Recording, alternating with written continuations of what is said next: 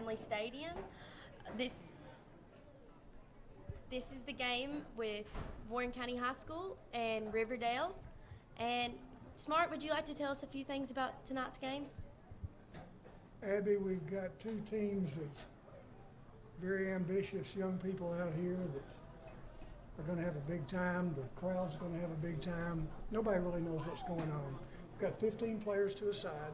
Riverdale's got 15, we've got 15. Broken down into 8 forwards, or the people on the line, basically, if you use a football euphemism, and 7 backs. The game is getting close to starting. Rugby is a new sport here in Warren County. This is our 3rd year. Riverdale, some of the Murfreesboro schools have had several more years of it. We play about 7 games this spring. This is our last home game. It's senior night for the girls. The boys have another game coming up, but that'll be next week. And just a bunch of kids out here having a big time. You said it's senior night. How many seniors? Good evening, rugby fans, and welcome to Warren County Stadium for another exciting night. We have 8 girls and 6 boys, I believe, that are seniors. Well, I'm very excited for tonight's game. This is one of my first rugby games to attend. How long has rugby been here at the high school? Rugby's been here for 3 years. We started it 2 springs ago. This is our 3rd season.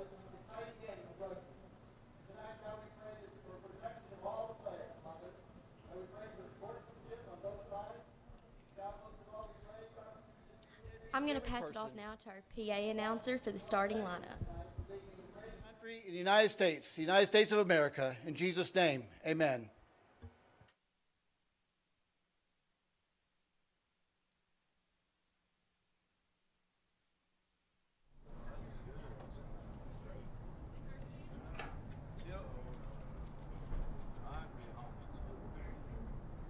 Oh, say, can you see by the dawn's early light what so proudly we hailed at the twilight's last gleaming, whose broad stripes and bright stars through the perilous fight o'er the ramparts we watched were so gallantly streaming, and the rockets' red glare, the bombs bursting in air, gave proof through the night that our flag was still there.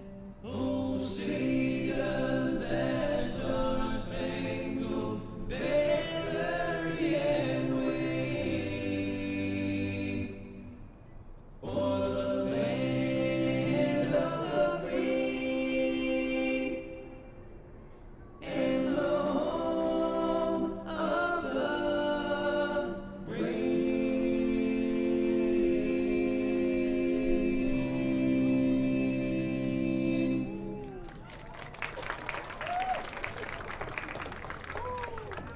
And now for your starting lineup. The visiting Riverdale Rugby Club. Number 7, Tim Potter. Number 8, Justin Peterson. Number 9, Dave Thoreau. Number 10, Dustin Lavender. Number 11, Jacob Thomas. Number 1, Trevon Tiny Bailey. Number 2, Noah Zen. Number 3, Tommy DeFries. Number 4, Braxton Hall. Number 5, David Nebrez. Number 6, Charles Kingsler. D. Ferguson. Number 13, Trey Johnson. Number 14, Lemarius Simmons. And number 15, Kyle Wilson.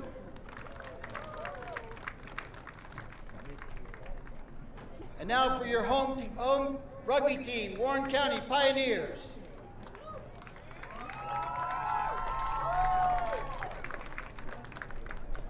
Number 5, Robert Balderas. Number 15, Justin Bennett. Number 7, Jamison Boyd. Number 11, Christian Castro. Number 13, Keyshawn Conway. Number 8, Tony Craig. Number 4, Elijah Craven. Number 2, Kevin Hernandez. Number 10, Jordan Hammond. Number 3, Logan Holman. Number 12, Luke Nefrata. Number 14, Colin Roberts. Number 9, Caleb Smith. Number 6, Ethan Valdalfaro. Number 1, Tucker Cantrell.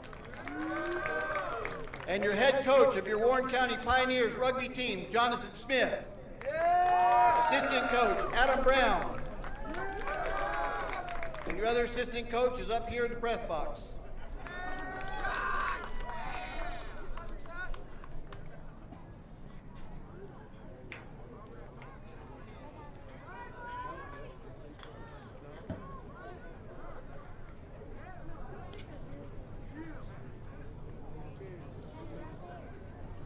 Coach Smart, what are a few things that are similar to maybe football and basketball with rugby? Well, the numbers are close to similar in the fact that we've got 15 players on the field. In football, of course, you've got 11. Are you excited for some rugby action? 8 are forwards, are linemen, 7 are backs. The ball is advanced forward, but it has to be either kicked or it has to be passed behind you, like a lateral in football, very similar there. The field is similar size.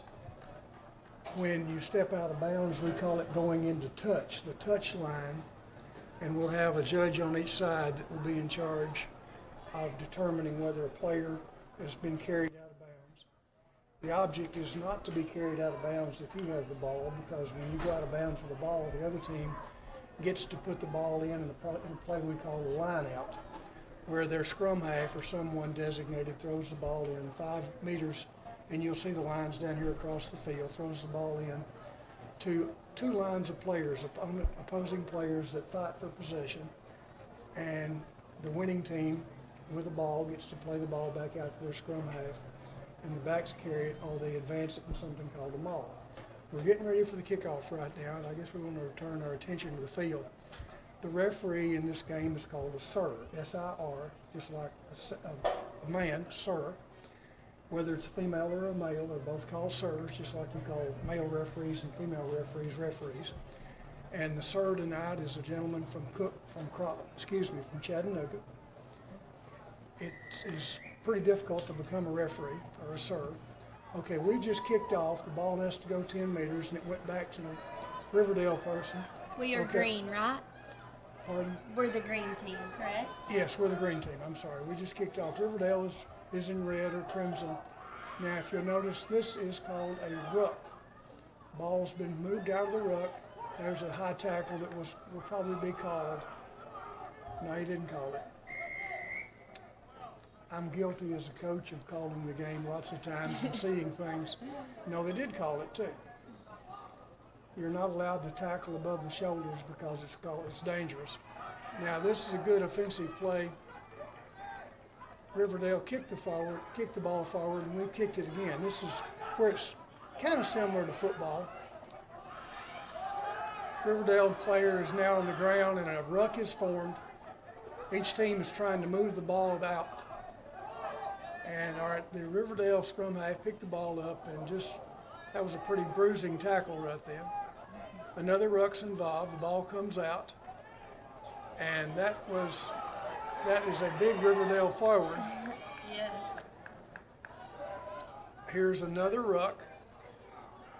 Ball came out. This is called a pod. That's an offensive play where several forwards are back behind the ruck.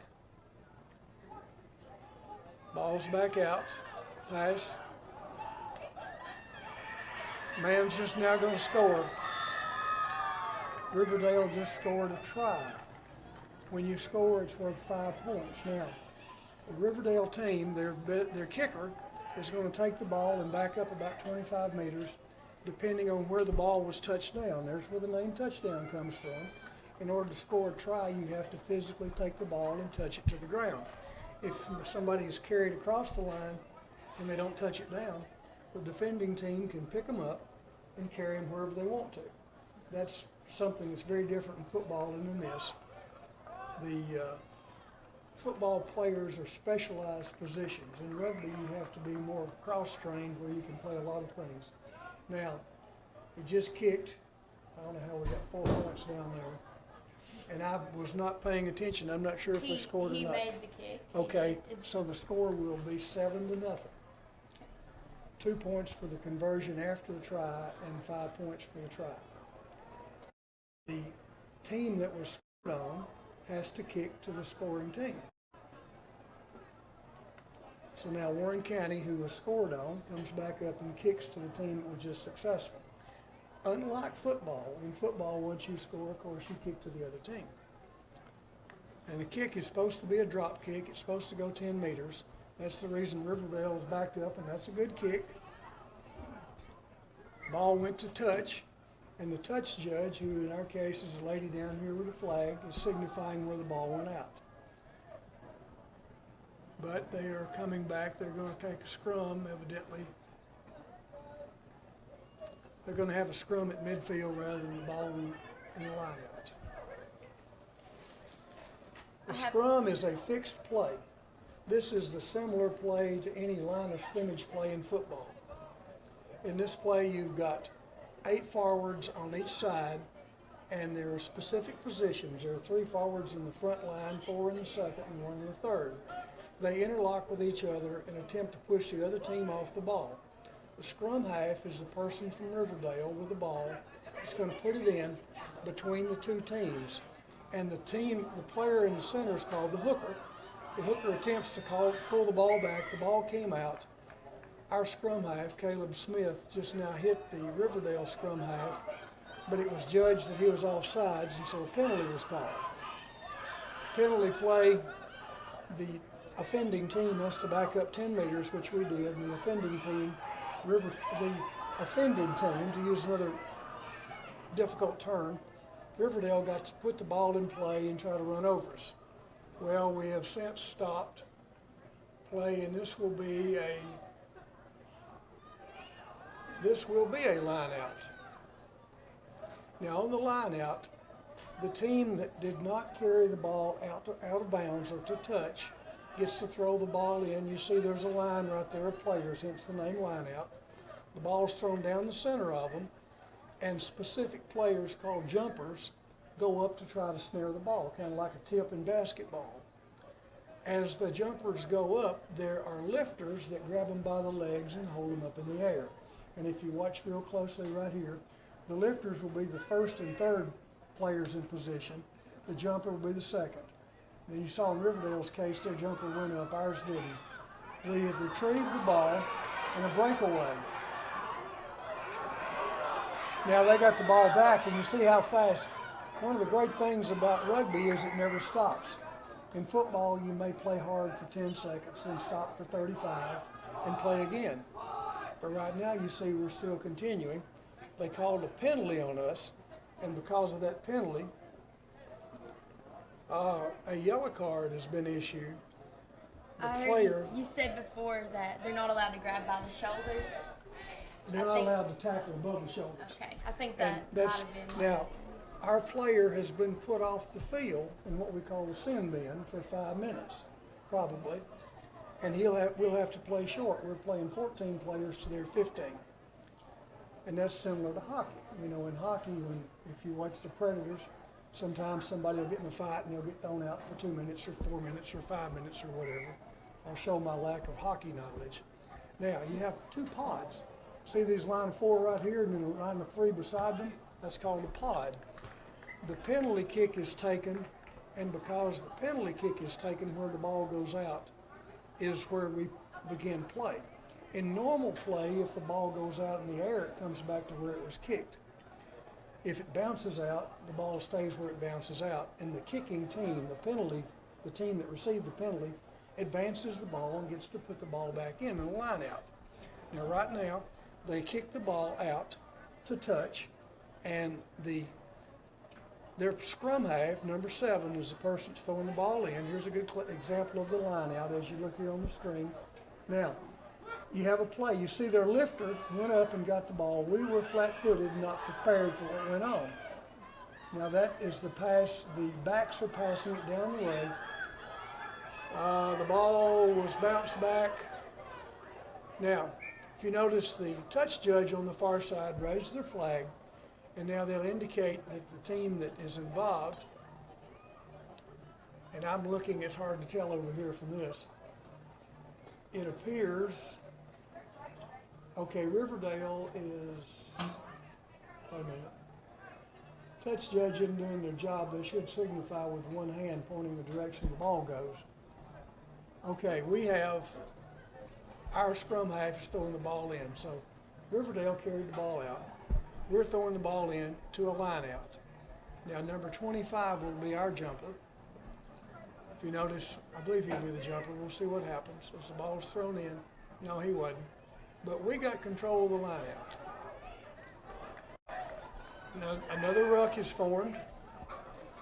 It's kind of fighting for the ball. We've got the ball out. A good tackle out here on Riverdale's case.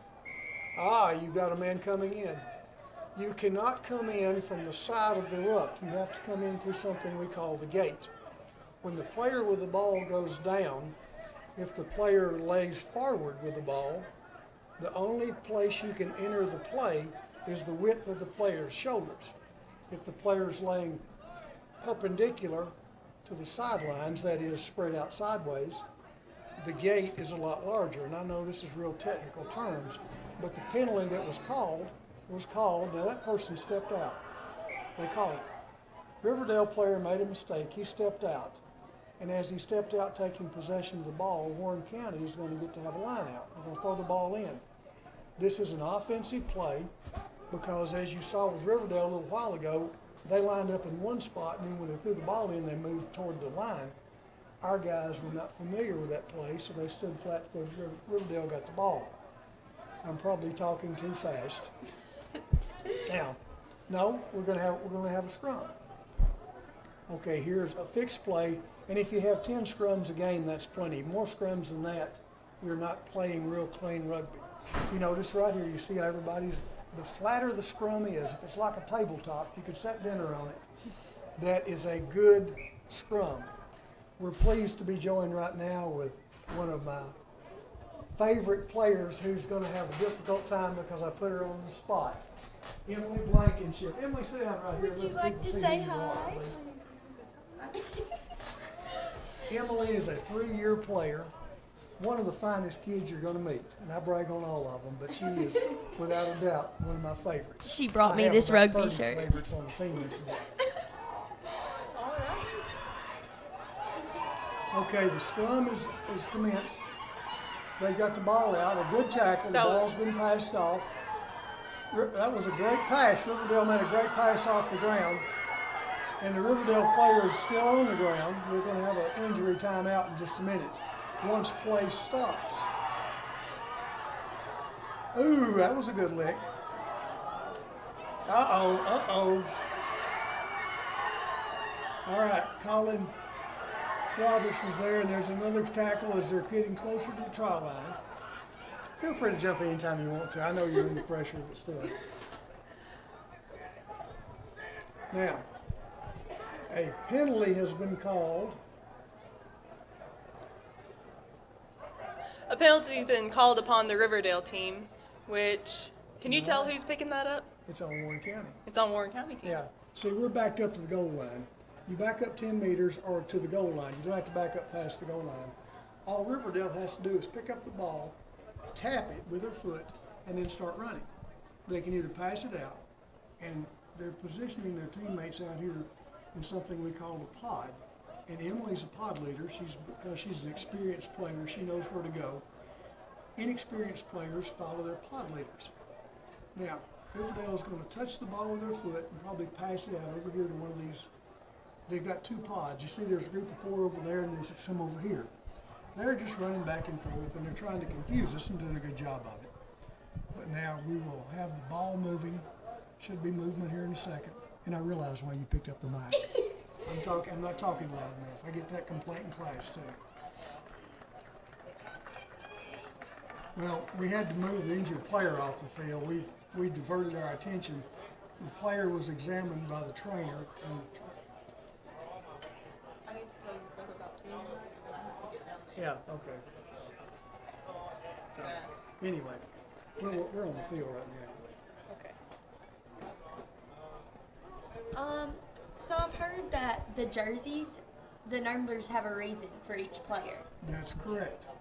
Traditionally, the forwards, the pack, that is the forwards, the first 8 players, the numbers are numbered for their positions in the scrum. You have the prop, which is number 1, the hooker, which is number 2, the prop, which is number 3. Then the wing forwards or flankers are 4 and 7. The second rows are 5 and 6. Emily is a 6. She's a forward. She is a second row. All right, they're trying to drive the ball across the line. And they did. They got it. They're playing on they drove it across the line. Excuse me. So, Riverdale has scored again. Now, since they scored when touched the ball down close to the goal post, the kicker is going to be lining up perpendicular to where the ball was touched down so they can kick right now for the conversion, the 2 points. If the try is scored over here against the touch line, it's a very difficult angle to kick. But since this one is straight on, this should be an easy kick. Would you take a look at this replay? Yes. Tell me what's Okay. Big guy with the ball. Hard to stop somebody like that. Yeah, he is Yeah, he keeps driving. plowing through. Right now we're trying to steal the ball away from him. And cannot wrestle the ball away. He goes down, and when he rolls over and touches the ball to the ground, it becomes a try. If he had laid there and passed out or had for some reason was not able to put the ball on the ground, the sir could call a 5-yard scrum, or he could give the ball to us if we tie it up. Or we can take the ball and pick it up and run as far as we want to. I need to tell you something about senior night. Yes. The girls are moving. Can we go out there Yes. and tell you? We're going to step out here for a second. Yes. There is 15 minutes and 30 seconds left. Rugby is 12 and Warren County is 0. Oh, my bad. The scoreboard says 12, but the TV says 14.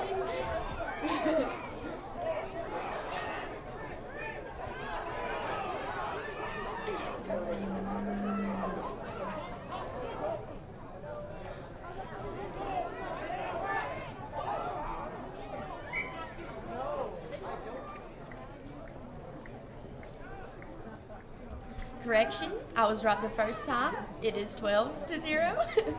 The TV was backwards.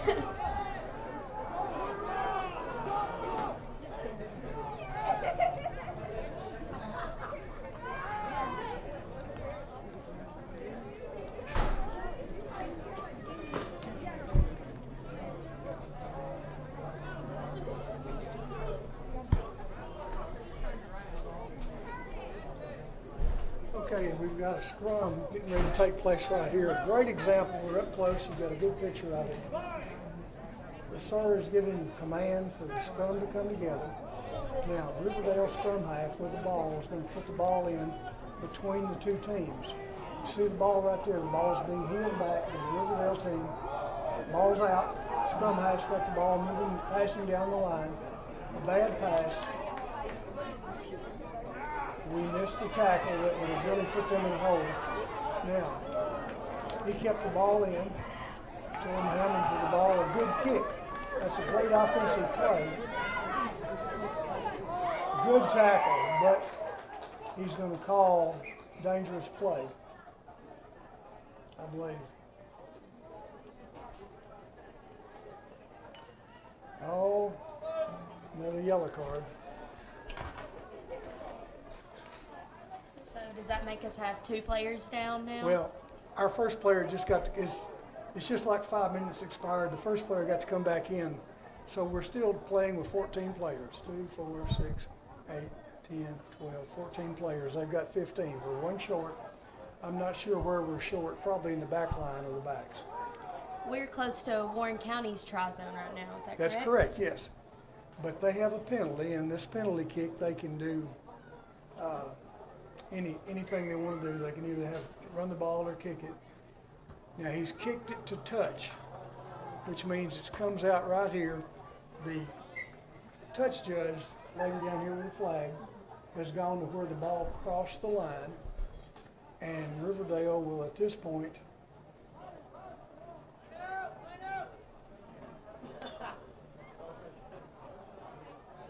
well,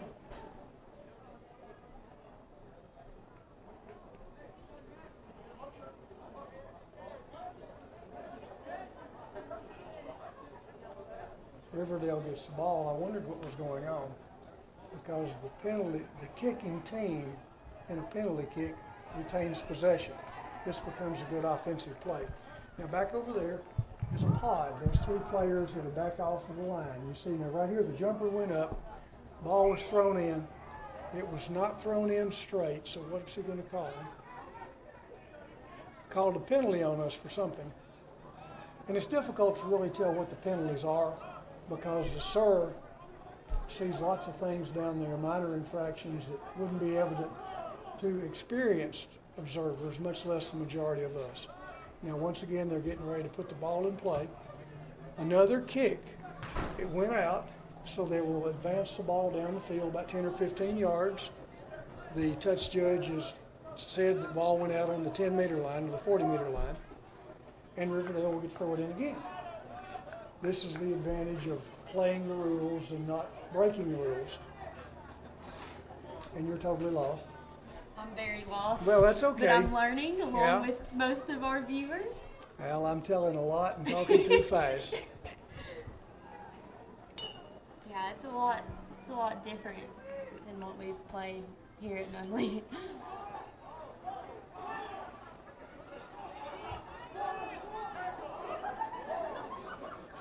There's a high tackle in there that wasn't called. We got away with something. And the reason high tackles are dangerous, anytime you get up around the neck or the head, obviously that's something that you don't want to do. Yeah. Oh, he's a slashing runner. See, one thing about rugby, you can use your arms to push people out of the way, and you saw him pushing people out of the way with his arm. What you can do that, you can't hit people in the head with it, and I believe he did, but they've called a penalty. I've called a penalty on us. He's not easy to stop, is No, he? he's not. All right, now, another penalty right here. The person taking the penalty is going to tap it with his foot and then pass it out to one of those 2 pods. You see 2 groups of 4. No, he bypassed them with the backs.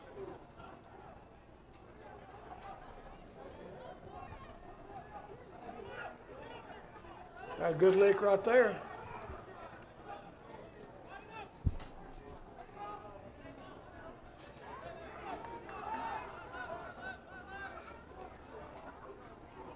Ball's out to the pod, and the first person in the pod that took the ball made a good run. There's another ruck. We've recovered the ball coming forward. Ball's on the ground. There'll be another ruck right there. Ball's out.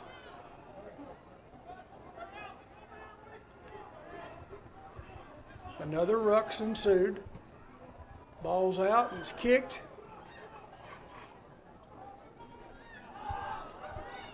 We regain possession. Ball's out again. Ruck. Ball's out.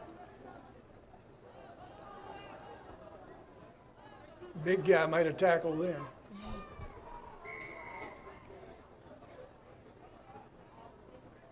Penalty awarded to us. So Riverdale has to back up 10.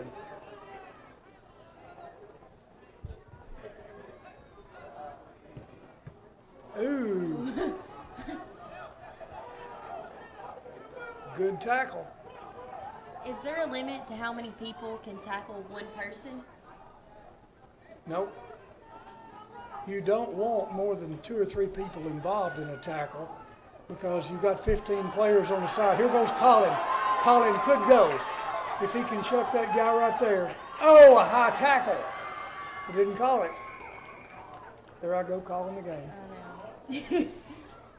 It's a coach thing. But did you see when the player came in, he put his arm around his neck right like that. They're not seeing what I'm doing, like that. That's what we call a high tackle, and you can see why it's dangerous. Yeah. I wouldn't want someone in soccer doing that to me. But now, on the other hand, if he doesn't make that tackle, we score. So we coach our players to tackle him however you can if you're the last person. That may not be the totally ethical thing to say, but that's reality. Now, he did call a penalty. So we have the ball on the 5-meter line. Riverdale's backed up to their goal line. We move the ball, we advance the ball, and if we're able to slip through here, we score. So we got to go 5 meters. We have a pod formed. Our big heavy guys are right there. All right, there's the ball coming forward. This is a maul. This is a play where you try to push your players, and we pushed them. Now, did we get across? We scored. We just scored. That's 5 points for us. Yeah. We scored by carrying the ball across. And once you get the ball, a difference in football, you can have interlocking players holding on and pushing to you. Now, right here in the replay, see as we're going across the line, now the player, and I'm not sure who that is, but the player goes down, again, until the ball touches the ground, it's not a touchdown. And you can tell by the teammates signifying the ball's on the ground that it's a try.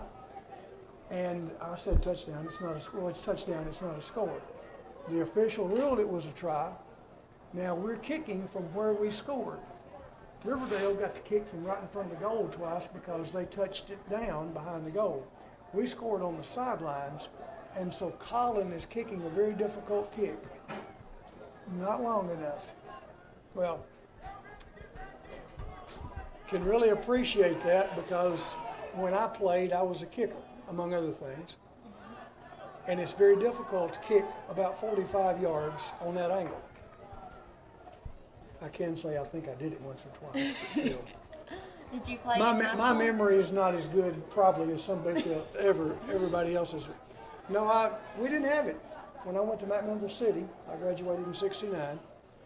I became introduced to rugby in 1973 at UT and played there 2 years, and then played in Memphis for Old Number 7, which was a club team sponsored by Jack Daniels, hence the name Old Number 7.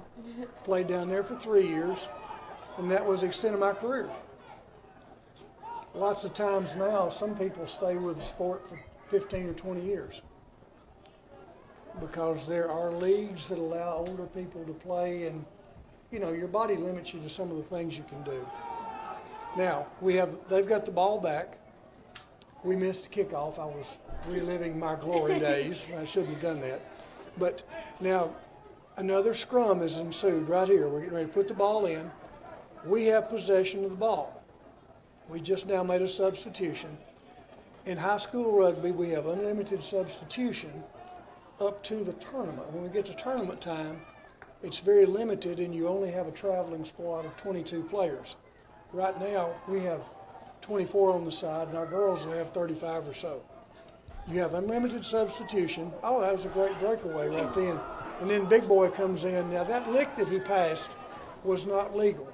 You have to try to wrap them up. If you just bounce them and chest bump them like that, the sir may call it, I have a question. Yes, ma'am. In the scrum, why do they tap him on the back with the ball? That's because the hooker is face down.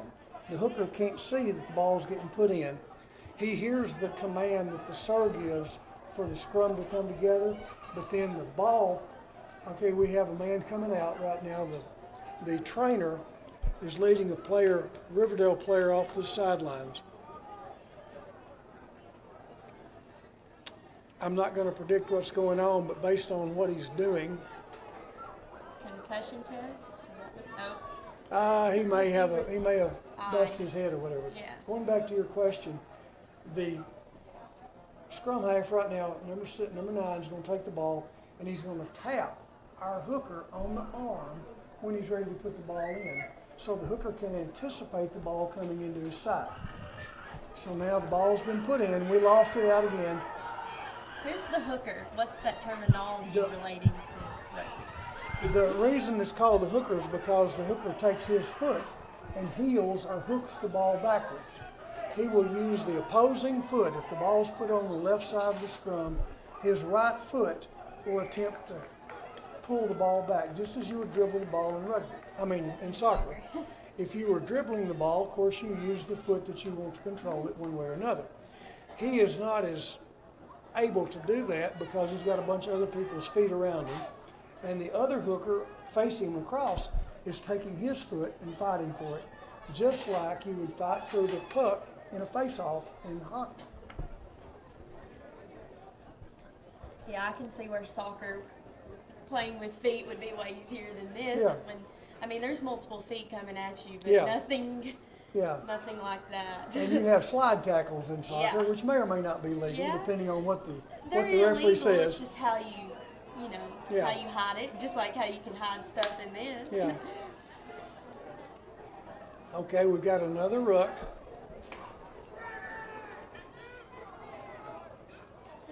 Have y'all played Riverdale before? Not this season. We played them last year here. Usually, are they tough opponents? They beat us here. Our guys played a great game against them last year and beat them at Riverdale in a real muddy field. I remember that one. Our girls were successful both here and there against Riverdale last year. And we have a line out right here. The ball was kicked to touch, so we're going to have a line out. I heard you had a really good year for your girls. You even had 2 girls play on scholarships at Elite University. We have 2 girls playing scholarship. One of them's a 2-year-ago player, Lauren Judkins, and then last year Peyton Bourne, the girl that was in here earlier this evening, also was awarded a scholarship there. They are examples of what any kid can do if they put their mind to it. They're both great kids, very tough athletes. You see a lot of tough athletes out here. This is not a sport that lots of people feel comfortable playing. Once you get involved in it, it's not as rough as it looks like. Even though looking at some of the plays here, Like one things that just happened. look very violent. But we teach them how to tackle, we teach them how to take a tackle and how to roll. Just like you learned a long time ago in soccer, if you're going down, you duck your shoulder. Yeah. You don't slide on your face. And when you fall, you bounce back up. And you don't put your hand down. Yeah. Because 35 to 40% of all rugby injuries occur between the shoulder and the hand, because fingers don't do very well when people step on them. And when you go down and turn, now you heard the whistle go off, or the flag, or the bell go Buzzer. off, the buzzer, but the sir keeps the game time on the field. Remember, we had 2 timeouts for injuries, and so he adds a little bit of time there. We'll probably play about 2 more minutes. Oh, go, go, go, go, go, go. He's crossed the line. He can't. Now, the problem right there, we should have stopped and come back into the field because we lost our movement. Can you run forward and then back pace? Sure, and go you can do back? anything, but what you can't do is throw the ball forward. Now right here, he doesn't have anybody supporting him, but if he turns back in the field, then the ball stays in play. He could have kicked the ball too, And when you kick the ball, you become just a regular player, and they're not allowed to hit you, or not allowed to hit you a whole lot. I mean, there's going to be some bumping. If you kick the ball, does the play start where the ball The hit? play continues, and when you kick the ball, you are considered on sides. Any of your players ahead of you are offsides, like in soccer, or offsides like in football when the ball is placed in play, you know, first, second, third, fourth down. But in soccer, that line, and in rugby, that offsides line continues wherever the ball is. The player that kicks the ball can put everybody else on sides by passing people that are offsides. The ones that are offsides are not allowed to actively participate and pursue the ball carrier until the carrier either takes the ball and runs it forward, or they're passed by the person on their team that kicked the ball. We have another scrum coming up here.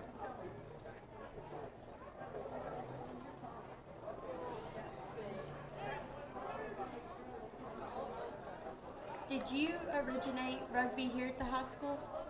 No, Brian Kelsey, who was kin to several of the players on the first team, was a first-year teacher who wanted to start a club. And I heard the announcement on the intercom one day, and I showed up in his room and said, "I'd like to help you. I played," and he was tickled to know that. We were lucky that year. We had 6 coaches teaching a bunch of kids had no idea in the world what was going on. Since then, we have got a lot of experienced players, similar to some of the ones you saw, that are able to give a lot of coaching expertise to the newer players. And the good thing about rugby is most players don't have any bad habits because they don't have any habits, period. And it's a whole lot easier to teach skills, just like teaching archery. And I know archery is a big sport right now. Most archers have very little experience, so they don't have bad habits. Most of our rugby players, outside of just having seen football or participated in football or soccer, don't have any bad habits. We just have to teach them what the right thing is. Ball's out. There was a grub kick. Now here comes the ball around the backside. A good kick. Now go, go, go, go, go. Everybody's on side. So he's free game. He's free down. He's very free down the field. Time probably has expired, but we don't stop it until play officially stops. The sir knows. Well, let's see if he. Sir's called a penalty. We're still playing. They just now had a penalty kick. The ball went out of bounds. And I anticipate he's going to stop play for halftime just any second now. But no, we're going to have a line out. How many Such judges are official refs.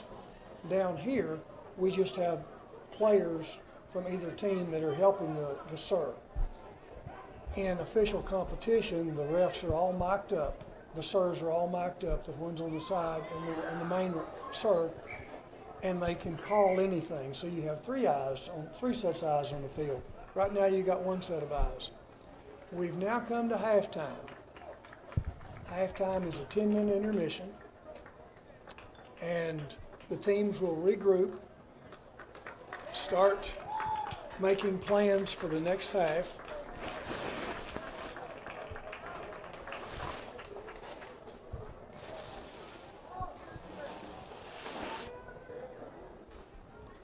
We're going to wrap it up for halftime. Your score is Riverdale 12, Warren County 5, and we'll see you back for second half.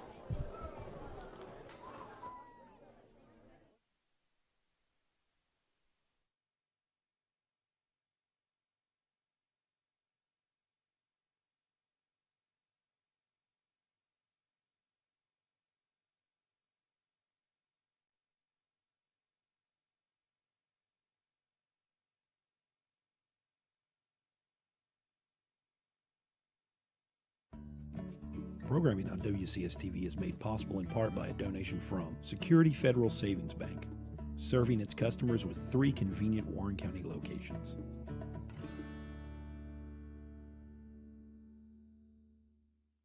Programming on WCS-TV Channel 180 is made possible in part through donations from your McMinnville State Farm agents, Lee Holland, Norm Barnes, Neil Helton, and Bill Zeckman.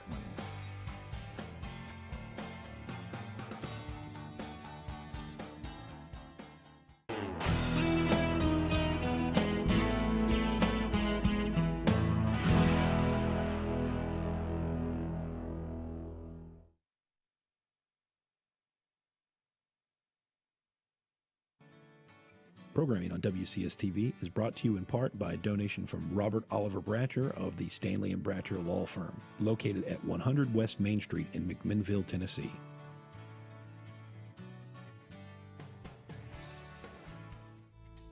Programming on WCS-TV is brought to you in part by a donation from Bridgestone. Bridgestone, your journey, our passion.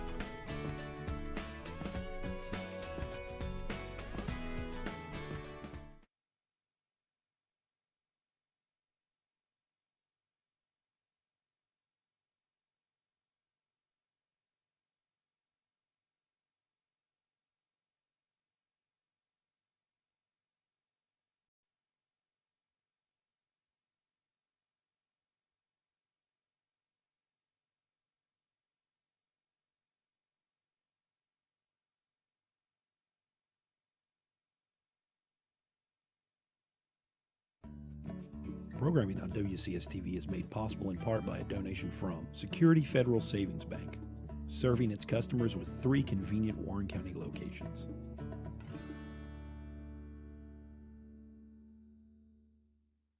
Programming on WCS-TV Channel 180 is made possible in part through donations from your McMinnville State Farm agents, Lee Holland, Norm Barnes, Neil Helton, and Bill Zeckman.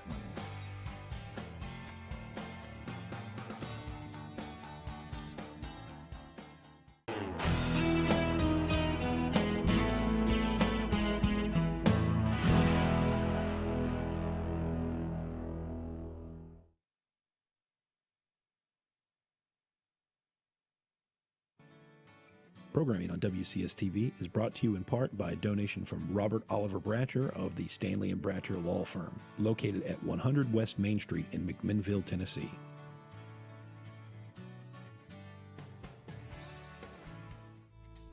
Programming on WCS-TV is brought to you in part by a donation from Bridgestone.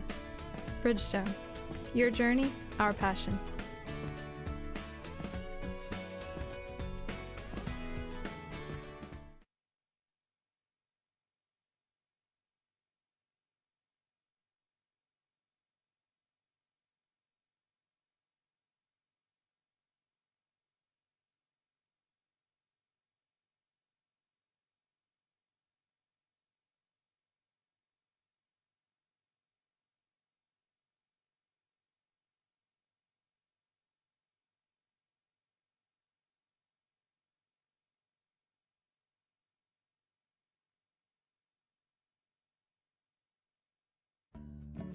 Programming on WCS-TV is made possible in part by a donation from Security Federal Savings Bank, serving its customers with 3 convenient Warren County locations.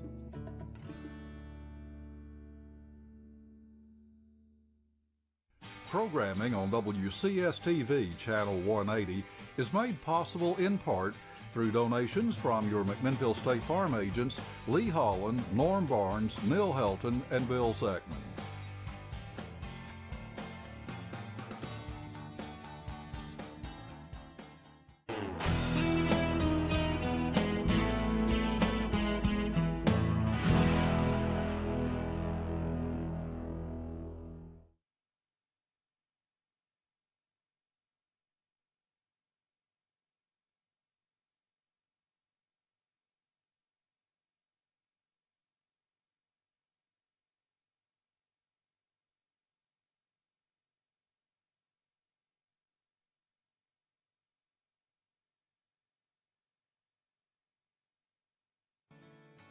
Programming on WCS-TV is brought to you in part by a donation from Robert Oliver Bratcher of the Stanley & Bratcher Law Firm, located at 100 West Main Street in McMinnville, Tennessee.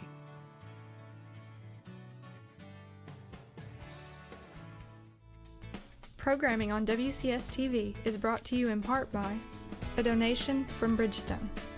Bridgestone. Your journey, our passion.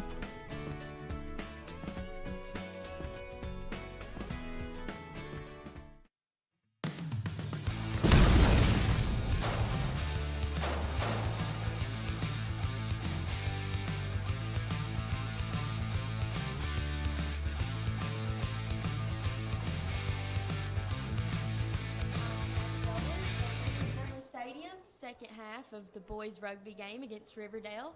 Our score is 14 Riverdale, 5 Warren County, and our time is 30 minutes.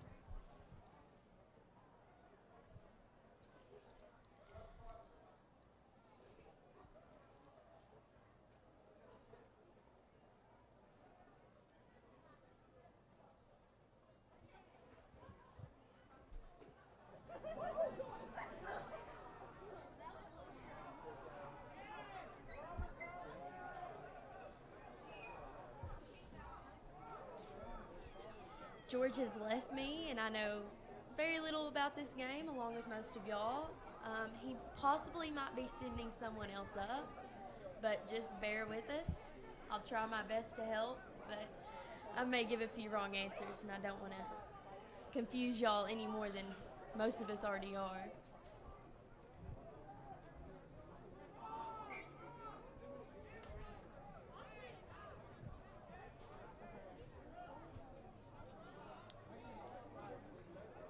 Possession now belongs to Warren County. We're in the tri-zone of, I'm not sure which team, I'm not sure if they switched sides. I was just told that it's Riverdale's side. We're going the other direction, scoring on the side of the scoreboard.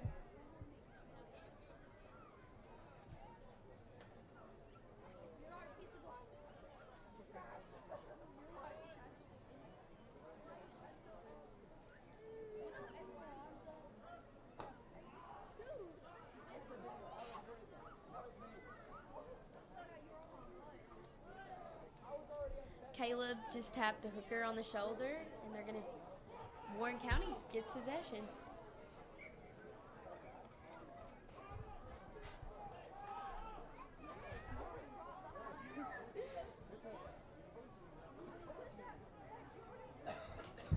I'm not exactly sure who maintains possession of the ball once it exits the tri-zone. Looks like they're forming another scrum.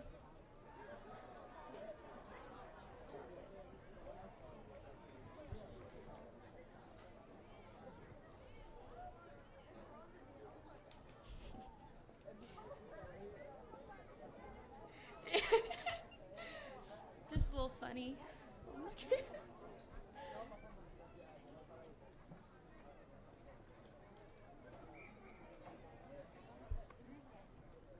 I don't know much, but I'm pretty sure it's not supposed to exit from the sides. I think it's supposed to come out the back from the hooker. It's supposed to get it out.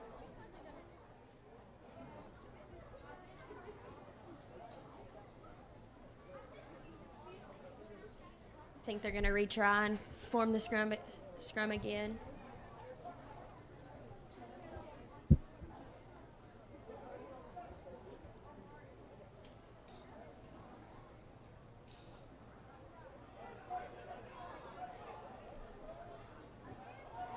It was retrieved by Riverdale's player. They're heading towards the tri-zone. It was a tackle by Warren County.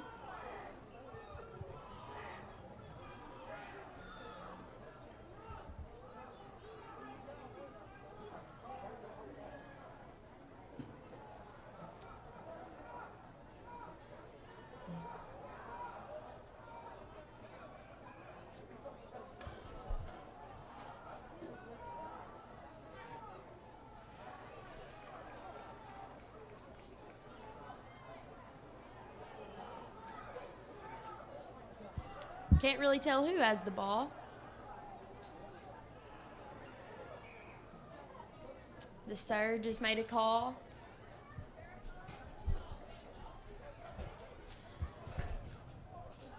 The possession is given to Warren County. I was also informed before the game, I was talking to one of my friends who's a rugby player, and she said that the captain is the only person allowed to talk to the ref or the sir. And I don't know how well that'd work for me in soccer, but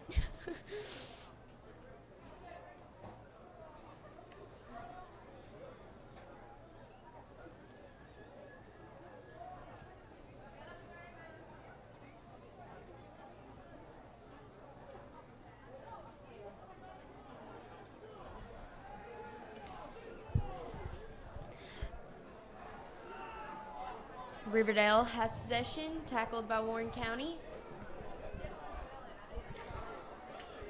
Warren County has the ball. Just looks like a big pile up between Warren County and Riverdale at this point. The time, we're 6 minutes in, we have 24 minutes left, and the score says 14 on the scoreboard, but it says 12 on the TV, so I'm not exactly sure with that, but Warren County is 5.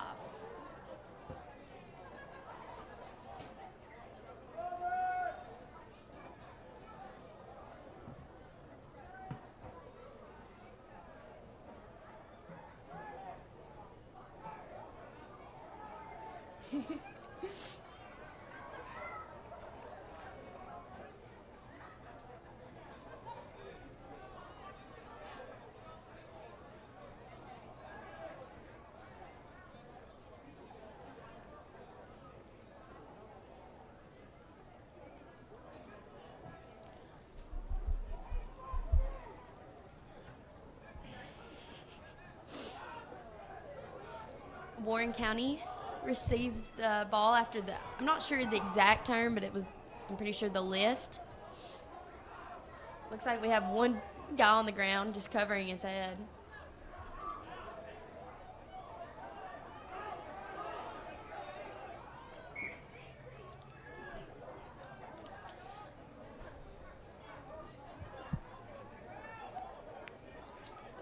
There's no forward passes allowed in rugby.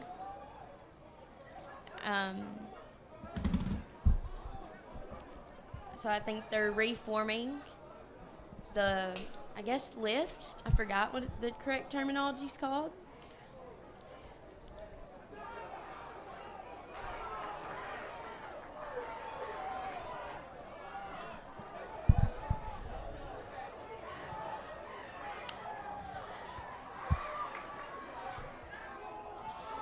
Rugby is played with a ball that's almost similar to football. It's more oval shaped though, and kind of larger. It's like an egg shaped.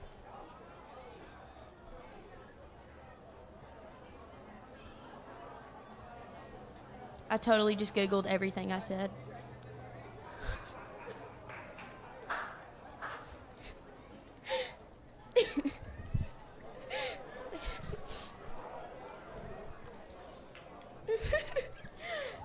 If you can't tell, I'm left alone in this press box, and the easiest thing I can look to is my phone.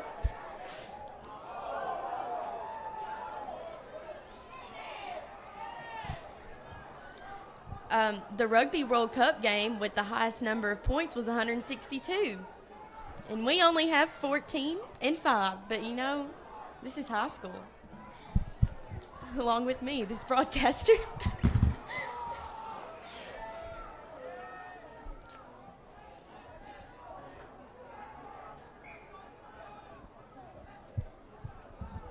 Rugby originated from Rugby School, where the game was first played.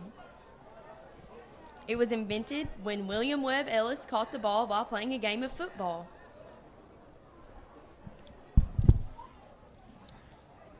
On this replay, wow, I've took some balls to the face like that in soccer. Not fun. Wow. Oh, he definitely had to wipe it off after that.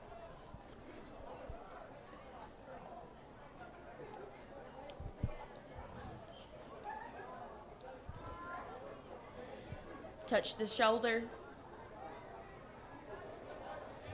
Looks like Riverdale's got it out.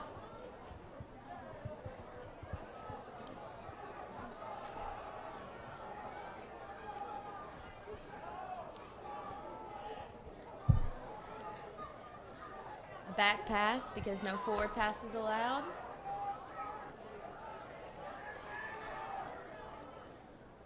That guy had no idea that ball was between his legs.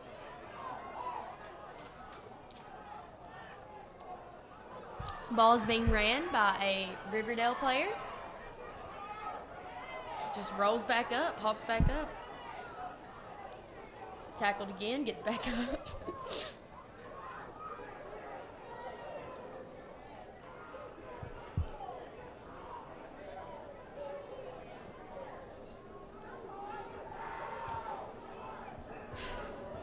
If soccer had this much physical content, I don't know how I'd handle myself.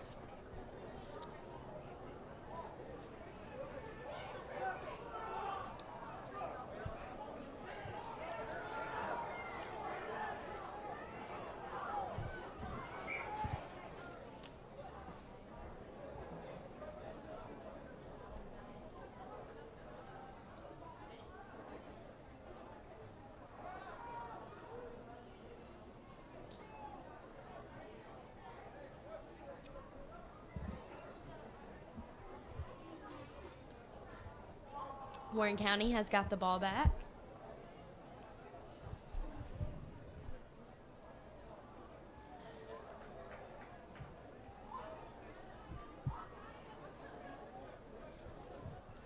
They are now going into the scrum. Caleb has the ball, which was one of our players. He's going to tap the guys on the shoulder, throw it in.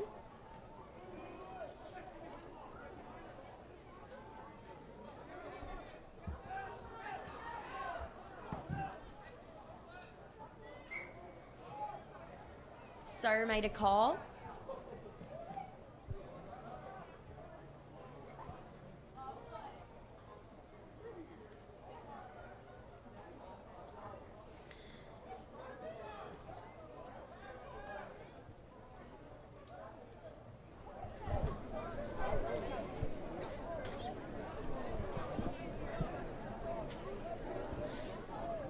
I haven't counted how many scrums, but he said there's usually supposed to be around 10 for each game.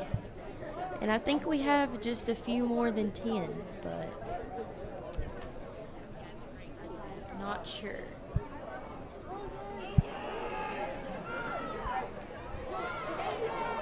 Oh, George is waving at me. Maybe he's sending me someone.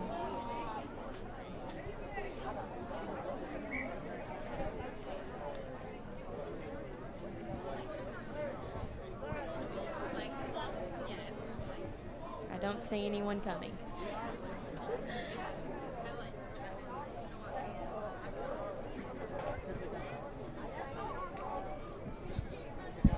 Looks like we have an injury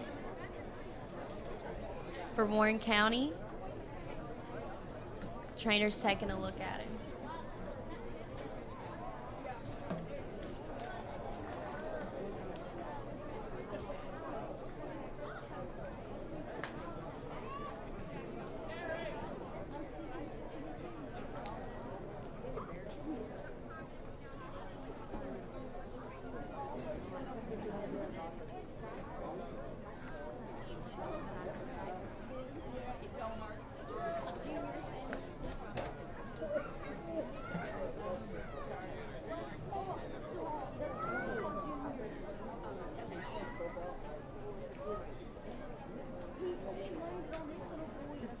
Looks like it might have something to do with his knee.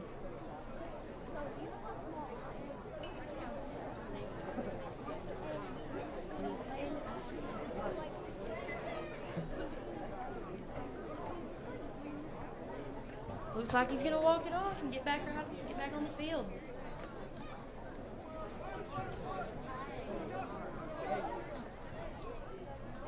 That was Caleb. He's one of the guys who taps the hooker on the shoulder before the scrum. Not exactly sure what position he is, but I know he does that part.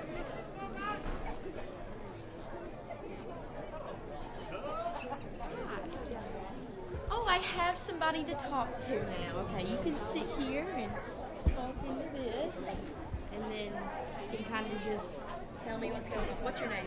I'm Santa. Okay, I'm Abby.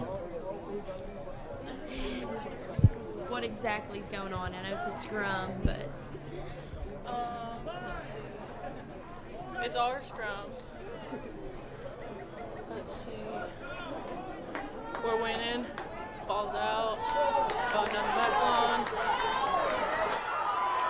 Somebody's running it. I don't know who that is.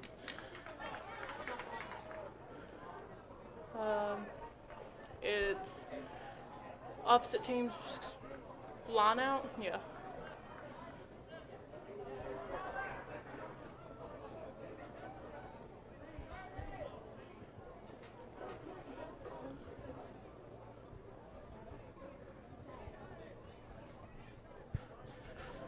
what is this called? This is a line out. This is where the ball's been out of bounds and the opposite team is about to throw it in. They have to throw it as straight as they can or it's a penalty. I was wrong. I was calling it a lift, but You can call it that. you know, it's a line out now, guys. He just All right, so number 20 of the opposing team has made it through everybody on our team almost. that was a plow right there.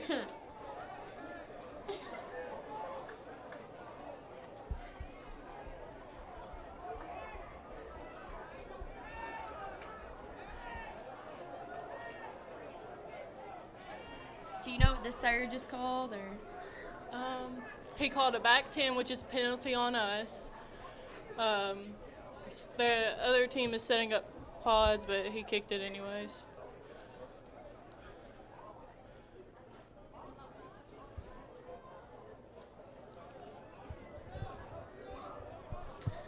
I would not want 20 after me.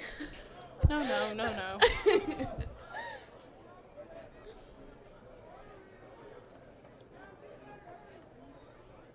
Alrighty, it's a red ball line out. Each of the teams have to be off the line out 10 yards or they can get a penalty called on them.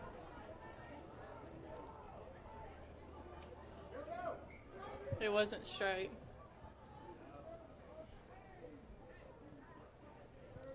So now it's green When ball. they throw this, it's an opportunity for each team to get it, so it's So more that's why they supposed have to go in the middle of it, right?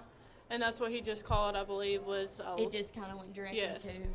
And so now they're doing Riverdale. a scrum. It's our scrum.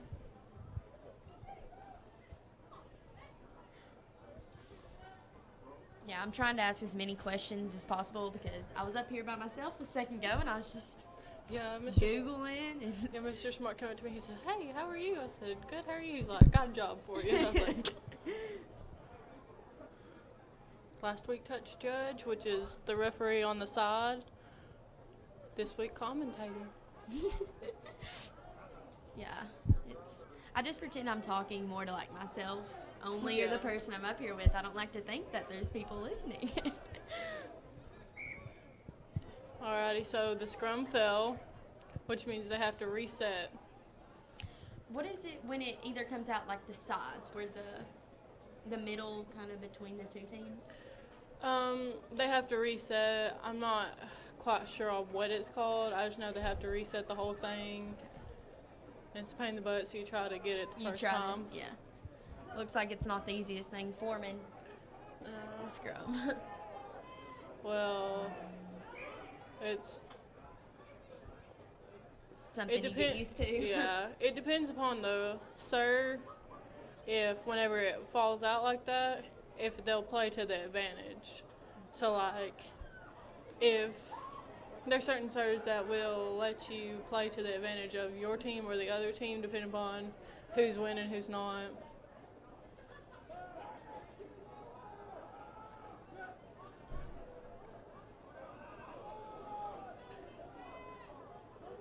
And the red scrum is winning. But once they go sideways like that, some people will stop the whole play and make them reset. Really? Once he kicks it like that, he has to make sure everybody on his team is behind him. Yeah. Or there will be a penalty. It'll be kind of like offsides. Yes.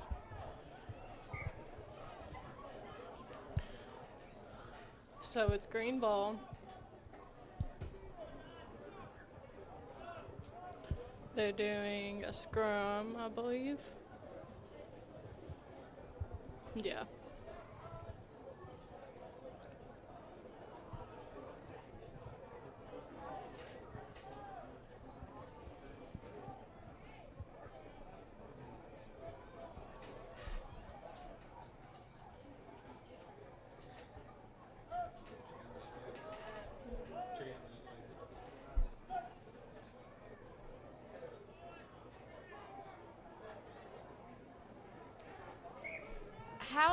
How like tired do you get? Like, do some like did you played? Yes, correct? I Did you- played last year. Like at this point, are you This point are you in the just game- drained, or are you still running on adrenaline? Like, I usually was still running on adrenaline. About the last 5 minutes, I was done. you're done. Yes. You're ready to. Usually by Take that a time, nice shower. by that time I was usually had my shoulder popped out of place. I was Yeah. ready to get off the field and go back on. Once I got it popped back in. And what he was trying to do there was, that's the flank. He can depart at any time to either hit another player to tackle him, or he can just carry the ball on. He's one of the only players that can depart and do that. Him and then the 8-man, which is the very back guy. They can always pick up the ball and run either way they want.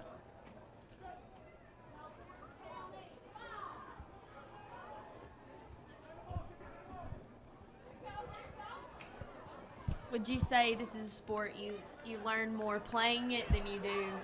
Yeah, watching it, the first time I ever watched it, I was more confused than I have ever been in my life.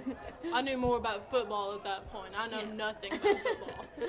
And so I really had some great teammates last year that helped me as much as they could, just fundamentally and knowledgeably. The guys helped as well. They taught me as much as they could know. I mean, I learned how to kick. Yeah.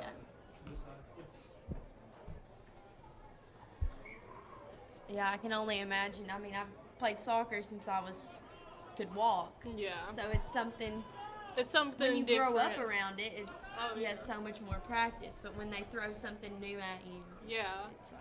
I was very eager to try it whenever I could, because I'd always been exposed to like basketball and softball. I wasn't used to anything like this that girls could play and be like socially acceptable for. Yeah. And then last year we carried home the state championship title. Yeah. I mean, it's just something different. Warren County's excited about it. I'm excited about it. Yeah. Senior night, great night to be here. Yeah. So it's Riverdale scrum, correct, right now? Yes. Red team scrum. Red team scrum, and they're winning, I believe. And he can kick it, like shuffle kick it like that, out of bounds if the sir lets him. And then the possession belongs to Riverdale after Yes. something that happens like that.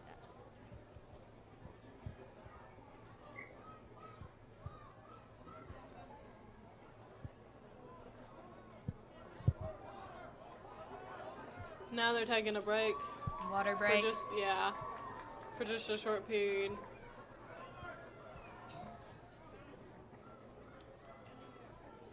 I have about 7 minutes left on the clock. Score still 14 Riverdale and 5 Warren County.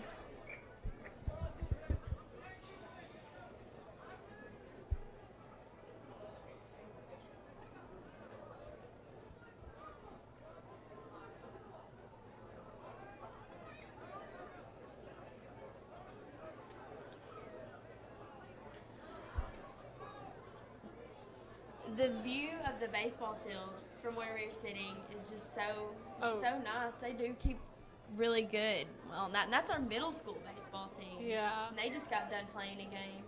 So. Well. Alrighty, it's Riverdale's line out.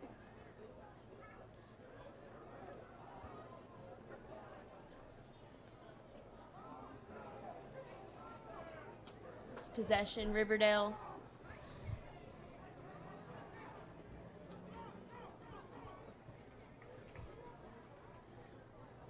How those other players ran up, that would be out of offsides, really. if they were behind or if they were in front of the person who kicked it.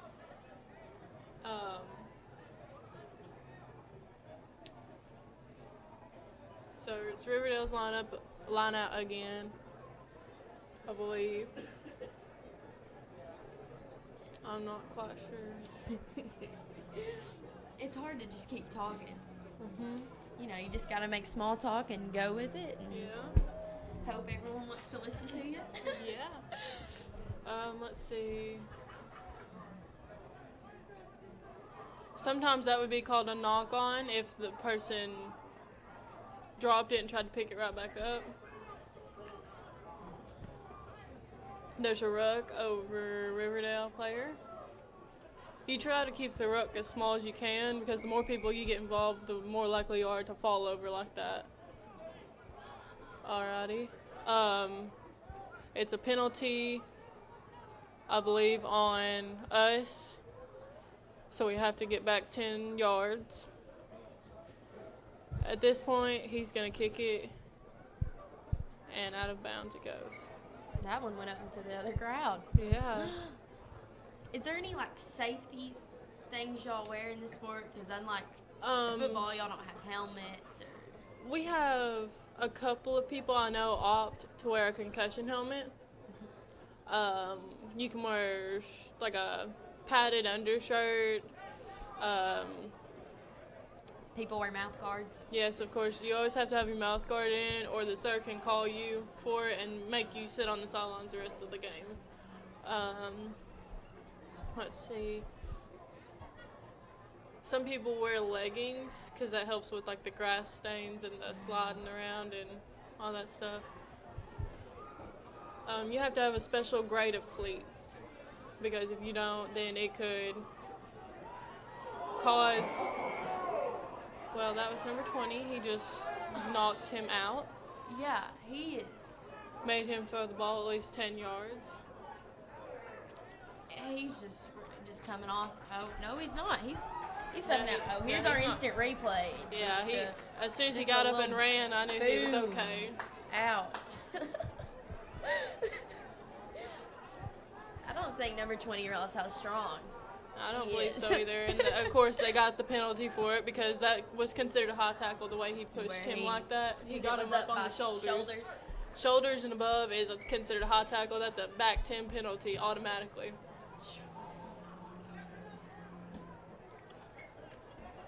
And that's the things that scare me about rugby, not gonna lie. I mean, I love physical contact. Soccer's got a few of it, but yeah. Couldn't imagine. Clotheslining is definitely illegal. Yeah. We've learned that the hard way a couple of times. But it's all right. Everybody, the sir is the person who controls the whole safety of the game. At any point, if he feels like these players are becoming unsafe, he will tell them to tone it down, like he just did with number 20.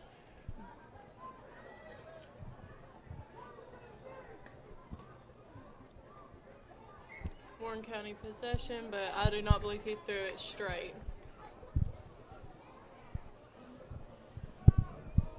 So they're doing a scrum with Riverdale possession. There's always 8 people in a scrum.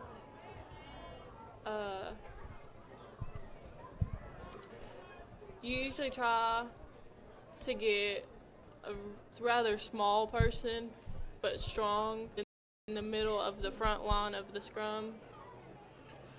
The next line is usually your very strong people who have like good leg muscles, good shoulders. In the very back, you want them to be big and fast, which is a very hard combination to conquer. Do the rules apply to both boys and girls rugby? Any rules that girls play with, boys play with, and vice versa. There might be like a couple extra safety things because girls naturally are more fragile, but it's all up to the sir, really. Looks like we have less than a minute left, as our scoreboard says, but our sir may have kept time a little different, but no scores made since it being 14 Riverdale, 5 Warren County. It's a Riverdale possession in a scrum. They've set, they've bound, they're engaged, they're ready to, it's red, out to the back line running it down. To get all the way down the back line like that, it's usually a free break, just like he done. If you can get it to your last person, it is a very big accomplishment. Ball out, It's going to be... Warren County possession. This is where they do the Yeah, this is line where out? they do the line out. And the sir has kept different time, so the game's not quite over just yet. I feel like I learned a lot more than I did know, because before we had it at our high school, I didn't even know, I didn't even barely know even this. knew rugby was a sport. Yeah, I heard about it in Australia, and I was like, them crazy Australian people, I don't know why they do that without pads. Why would they do that? I said, why don't we just, stick to our snakes and our kangaroos and be okay?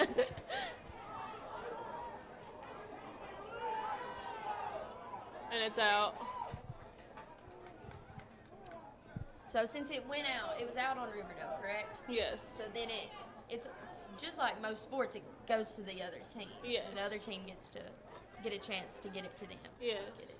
And if it's unspecified, like say two players went down and they don't know who had possession of the ball last, they will ask the touch judge or just make a call for themselves, kind of like playing to the advantage. Is there any type of technique to throwing the ball in that you would use, or? Usually in a line out, you want to throw it over your head as hard as you can. Whenever it's a scrum or like this ruck, I'll use this for an example. Well, if they ever throw the ball. Whenever you're close proximity with somebody, you will want to, whenever you're in close proximity with somebody, you want to kind of toss it to them. You don't want to make a hard pass. But if you're within, I'd say about 6-7 feet or more, you want to throw it with a little bit more spin on it because it'll get there faster. It's a line out for red.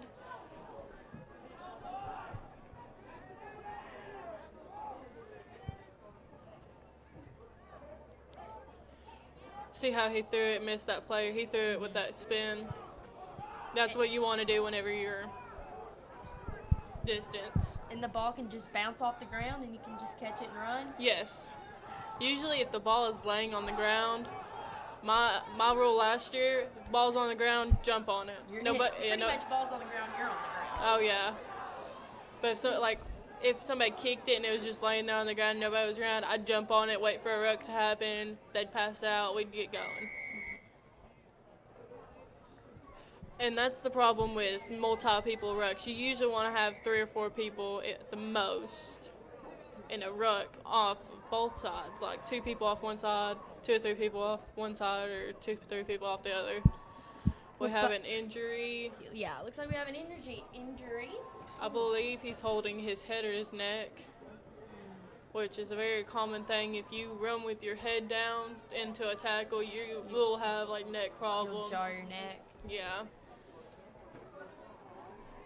Or your head. Concussions, this is the biggest thing.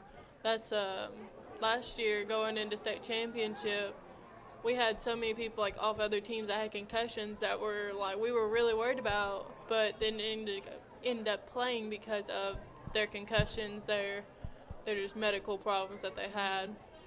It's very dangerous to play with a concussion. Yes. I couldn't even.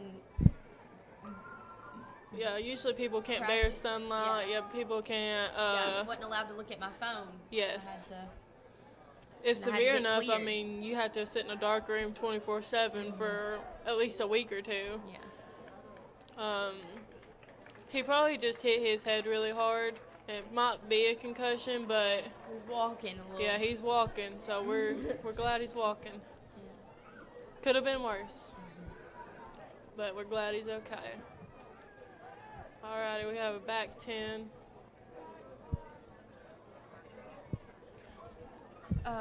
What's a back 10? Alrighty, back 10 is where the other team has gotten a penalty. They have to be back 10. Your team usually will line up with you, but as you can see, he's kicking it. So they usually try to be behind him so they can run behind him. And the other team just kicked it out. And it's game over. Well, Those 3 whistles meant game over. So Riverdale 14, Warren County 5. all right. Thank you. Thank you.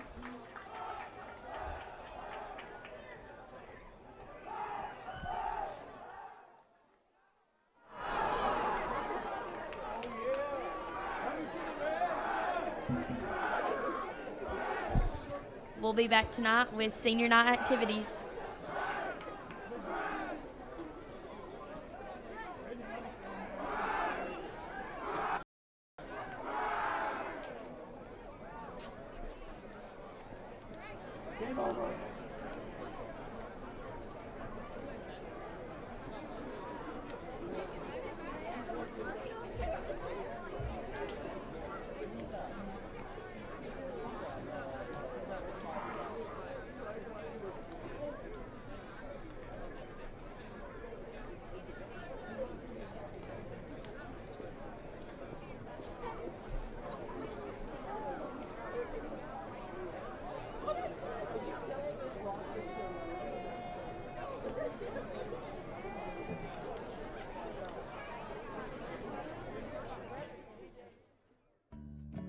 Programming on WCS-TV is made possible in part by a donation from Security Federal Savings Bank, serving its customers with 3 convenient Warren County locations.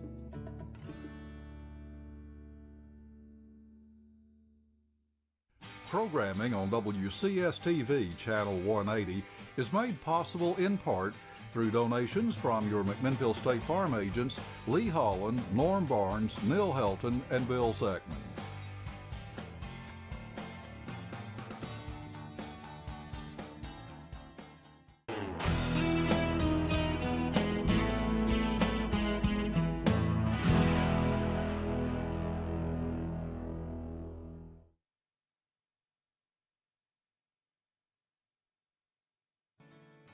Programming on WCS-TV is brought to you in part by a donation from Robert Oliver Bratcher of the Stanley & Bratcher Law Firm, located at 100 West Main Street in McMinnville, Tennessee.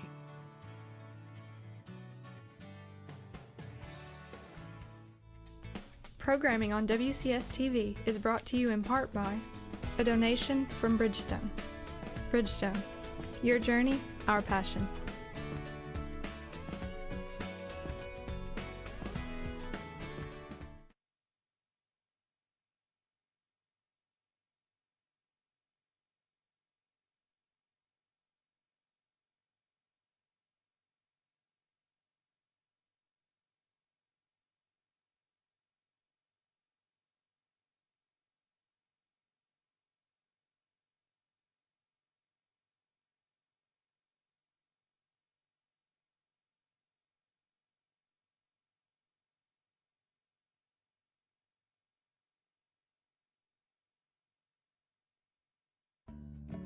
Programming on WCS-TV is made possible in part by a donation from Security Federal Savings Bank, serving its customers with 3 convenient Warren County locations.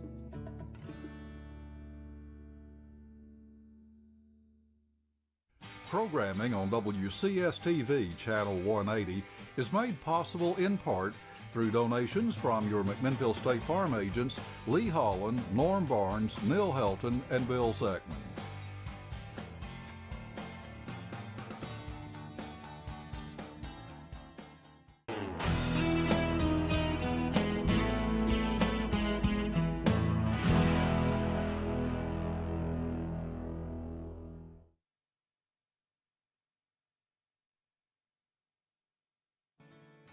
Programming on WCS-TV is brought to you in part by a donation from Robert Oliver Bratcher of the Stanley & Bratcher Law Firm, located at 100 West Main Street in McMinnville, Tennessee.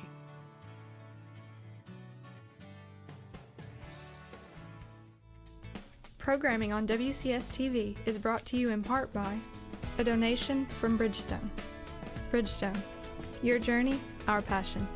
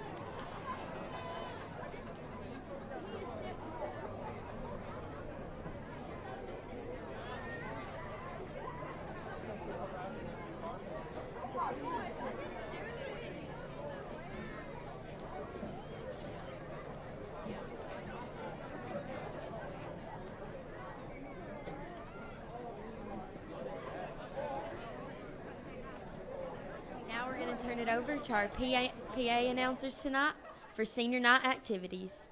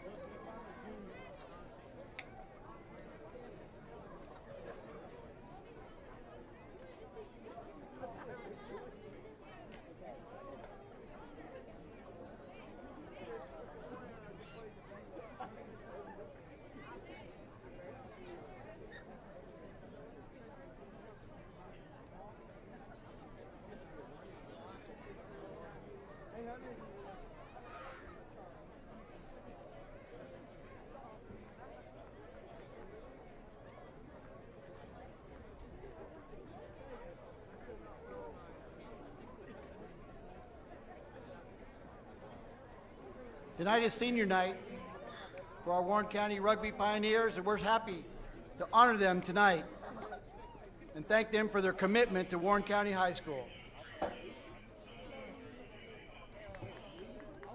First we want to recognize is Samantha Bell, daughter of Robin and Dale Bell.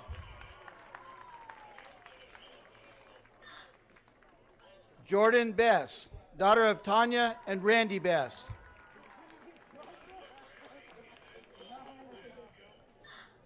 Jerika Haywood, daughter of Hope and Ricky Martin.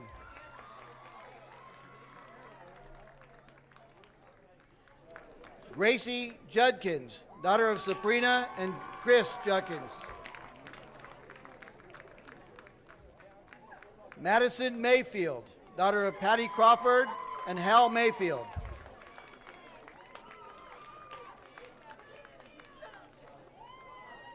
Kiona Smith, daughter of Carrie and Chris Smith.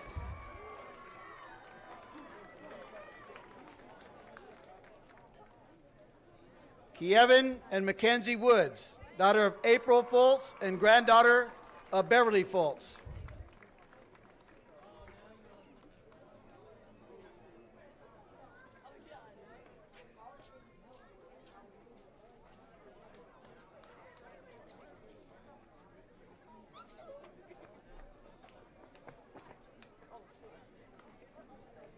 Before we get to the boys, we have a little boy in the bathroom named Elijah Brown that needs his mother.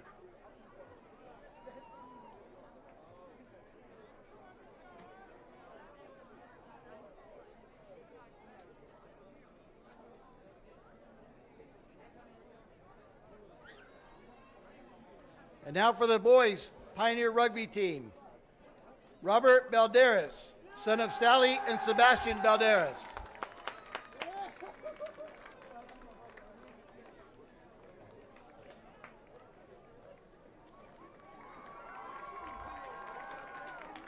Justin Bennett, son of Norma and Troy Bennett.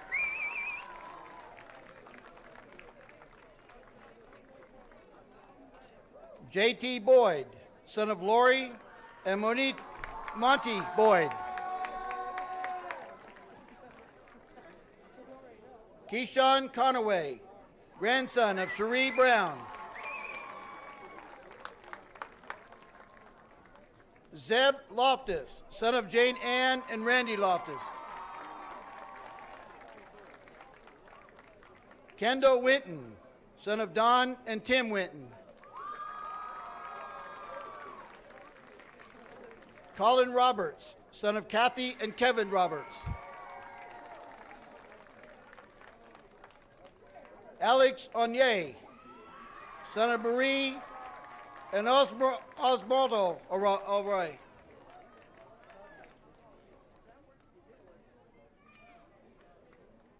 Let's give a big round of applause for our seniors tonight.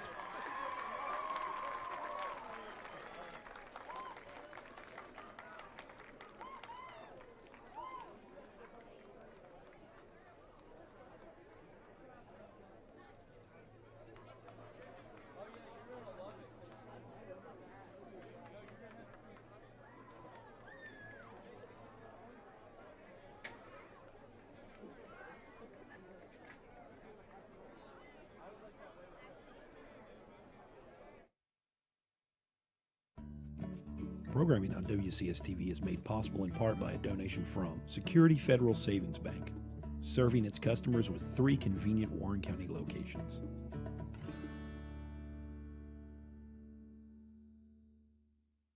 Programming on WCS-TV Channel 180 is made possible in part through donations from your McMinnville State Farm agents, Lee Holland, Norm Barnes, Neil Helton, and Bill Zeckman.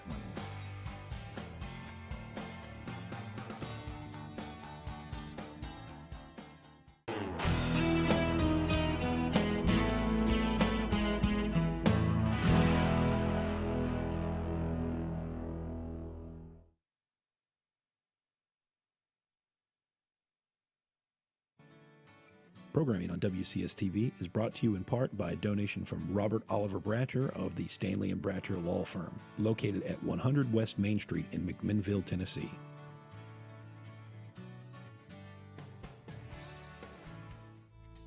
Programming on WCS-TV is brought to you in part by a donation from Bridgestone. Bridgestone, your journey, our passion.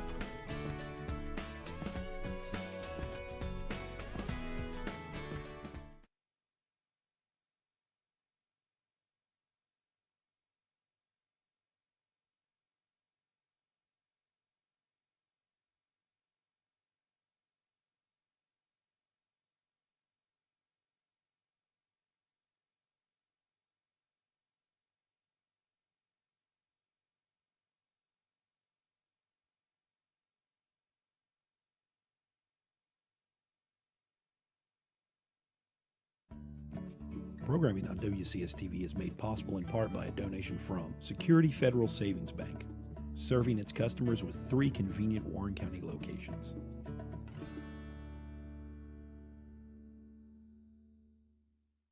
Programming on WCS-TV Channel 180 is made possible in part through donations from your McMinnville State Farm agents, Lee Holland, Norm Barnes, Neil Helton, and Bill Zeckman.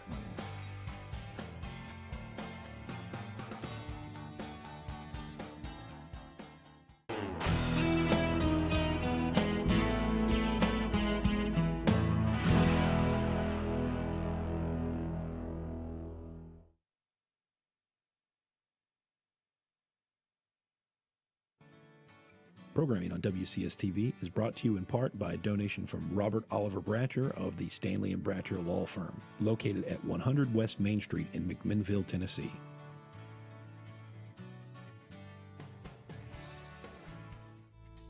Programming on WCS-TV is brought to you in part by a donation from Bridgestone. Bridgestone, your journey, our passion.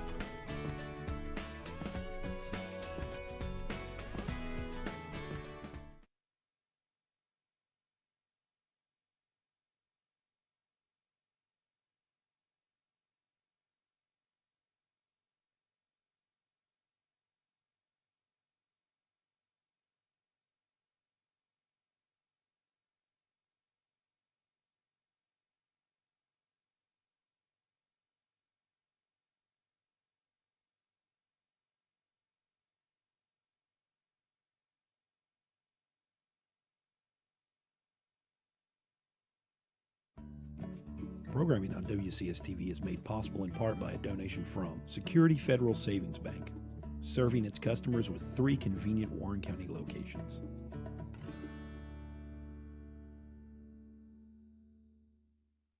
Programming on WCS-TV Channel 180 is made possible in part through donations from your McMinnville State Farm agents, Lee Holland, Norm Barnes, Neil Helton, and Bill Zeckman.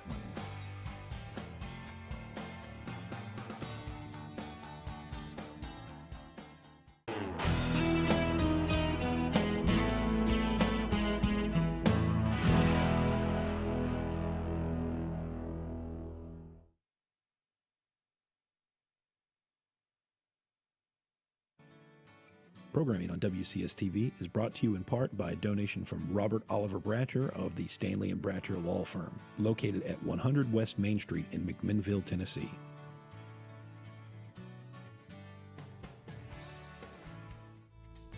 Programming on WCS-TV is brought to you in part by a donation from Bridgestone. Bridgestone, your journey, our passion.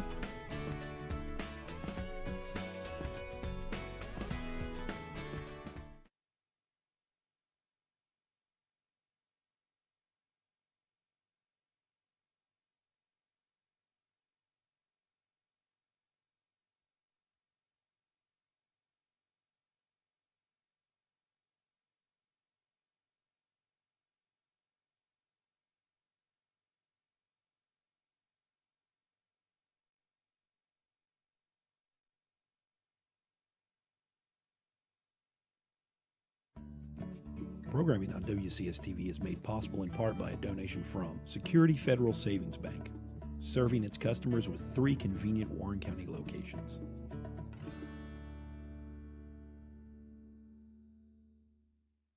Programming on WCS-TV Channel 180 is made possible in part through donations from your McMinnville State Farm agents Lee Holland, Norm Barnes, Neil Helton, and Bill Zeckman.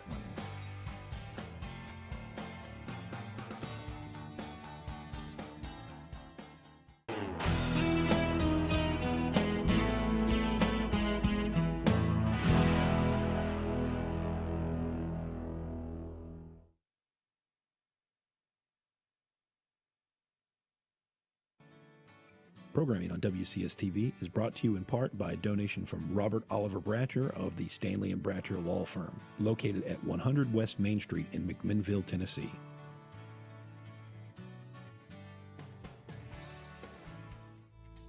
Programming on WCS-TV is brought to you in part by a donation from Bridgestone. Bridgestone, your journey, our passion.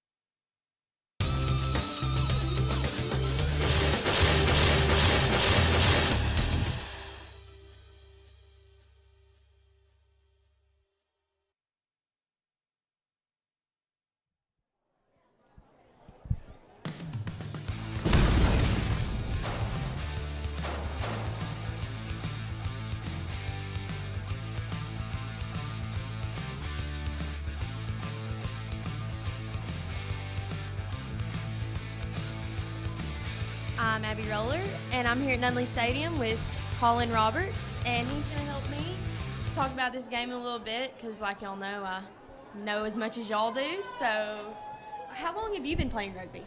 This is my second year. Second year. What made you decide to play?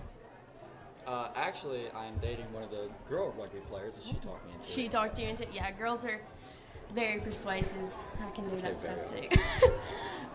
What are they? Do you know what they're doing right now on the field? Just a chant or something? Yeah, just getting their team hyped up to play.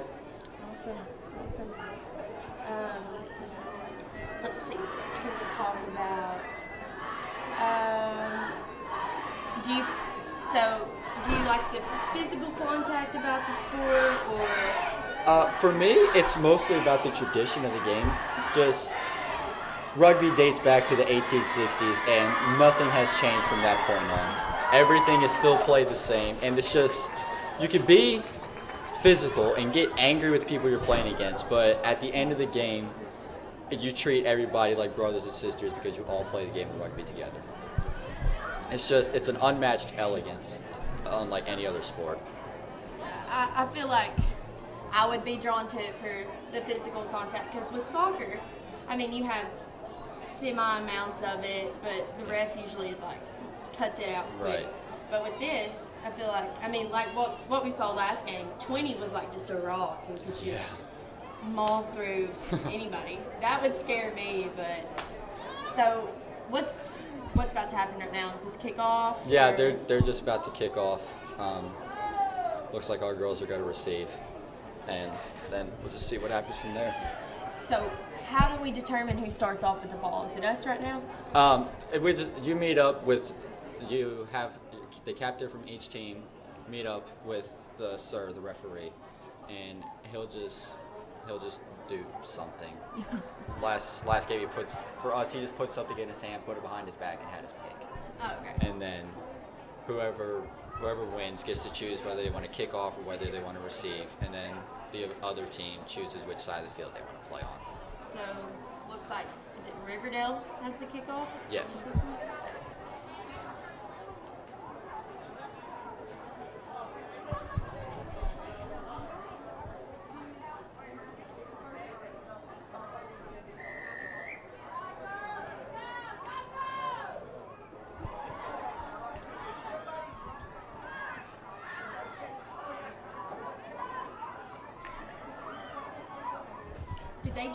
What just happened right there? It was kind of like it looked like they almost formed like a line. Was it just because they were pushing each girl off? Or? It's just our girls got the ball and they just try to run and advance the ball, and the defense will try to stay in a straight line and try to just keep them from advancing. And then whenever you go down, a ruck is formed, which is just a collection of players from each team just pushes against each other and tries to get the ball. And what's happening here is called a line out, which is when the ball goes out of bounds, each team will bring a certain number of players to lift a player up in the air and try to catch the ball.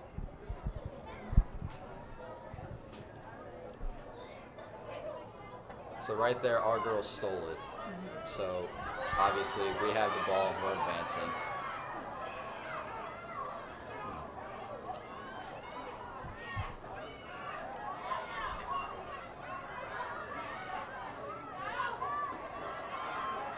How long did it take you to learn the main points of this game?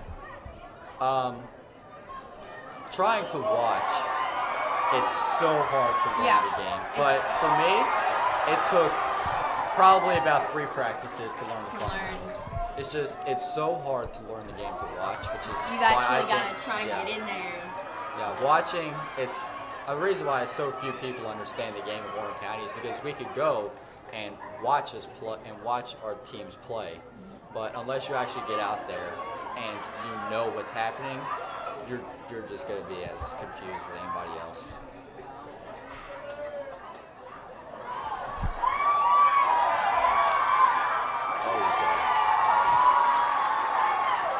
That was a score. Warren County, 5 points.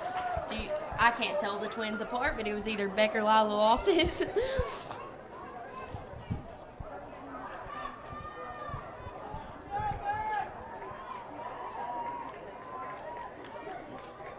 Now she's about to perform a kickoff to maybe up the score from 5 to 7.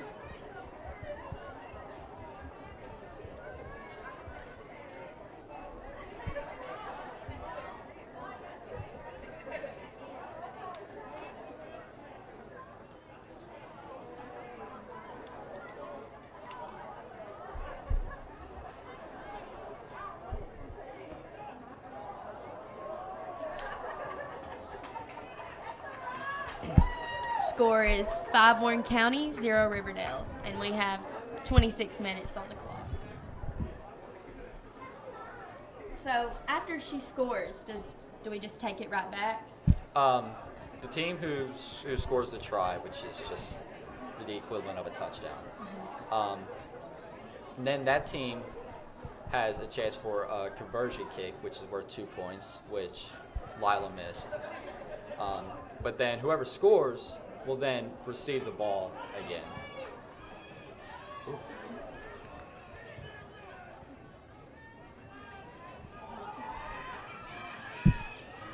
So it's pretty much like make it, take it. Yeah, if you score, you get the ball back. There's a few different ways to score. We'll really only see one, which is just a try. But you can kick for 3.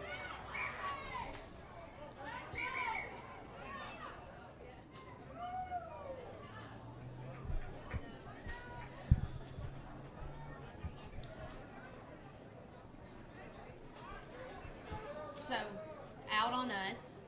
So Riverdale gets it. Right. And then line out? Yes, That's line what out. it's called? Yes. Okay. Which player are they lifting up? Is there a special name for? They have different plays that they can run out of a line out, and they'll usually just call something whenever they get up there, and they'll lift one of 2 players. Is there any special way to throw it in, like that kind of helps your team get it more? I know you're supposed to throw it as straight as possible, but You can, depending on the surge judgment, you can throw it to your side a little more.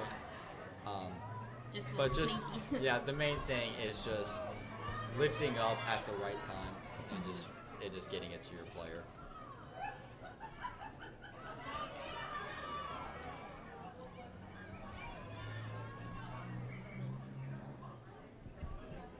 Is there an injury? Or nope. Do you know what the serve called just then? Or is it Riverdale's? Let's see.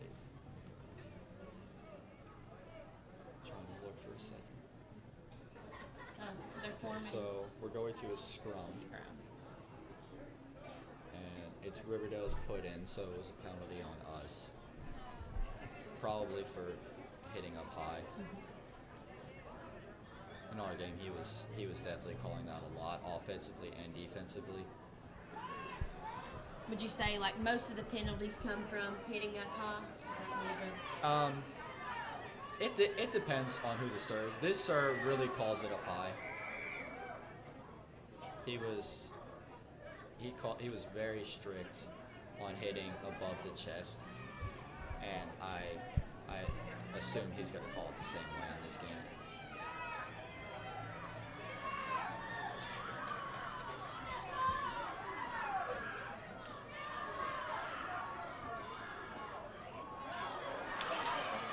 So right there, Riverdale had the ball, but then we won the ruck. So then we stole it, but obviously now Riverdale knocked Lila into touch, which is just out of bounds. So it's just going to go to a line out. Riverdale's throwing. Is line out the only way to bring the ball back into play when it goes out of bounds? In high school, yes. Okay.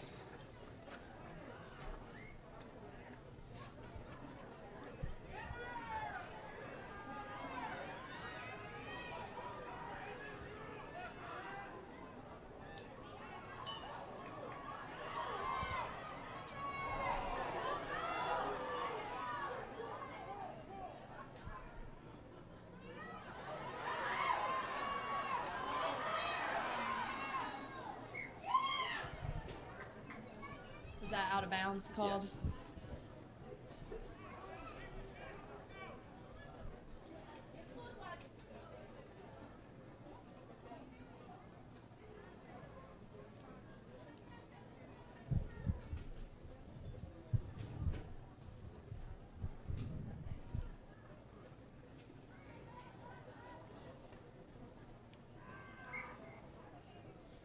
Can you lift too early? Is that what just happened Yes. just there? Yeah. You're mainly supposed to lift right when it's being thrown? Or Yeah. can That's mainly what it is, just so that way the opposing team can at least have a chance to contest the ball.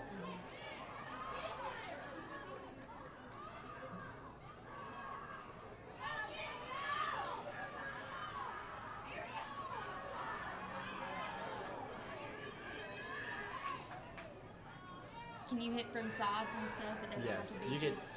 you can hit from any Because I direction. noticed she didn't even see her coming because it kind of came at an angle. You can hit from any direction as long as you stay below the chest.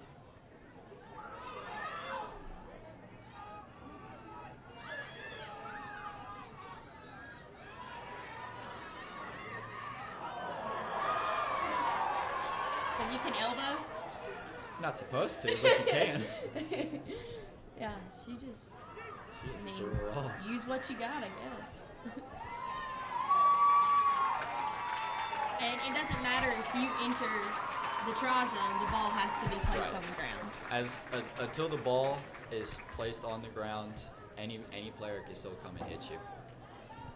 So. And the opposing team also has a chance to grab onto the ball and stay under it, so that way you can't touch it down. Well, that was is it a touchdown? A try. A touch. A try. A trot. Yes. A trot for Warren County. So we're up to 10, Riverdale 0, and 20 minutes left of the first half.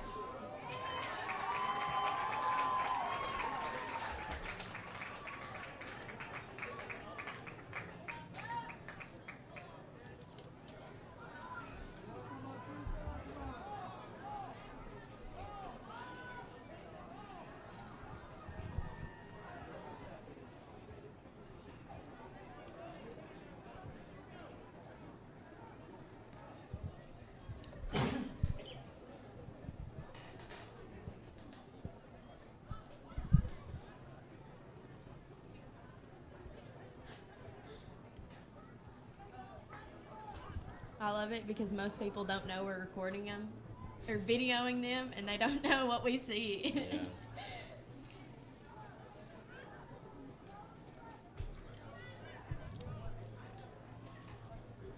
It looks like we have a pretty nice crowd for tonight. Was it as big last time? Because I know it was cold and stuff. It was probably about the same. About the same.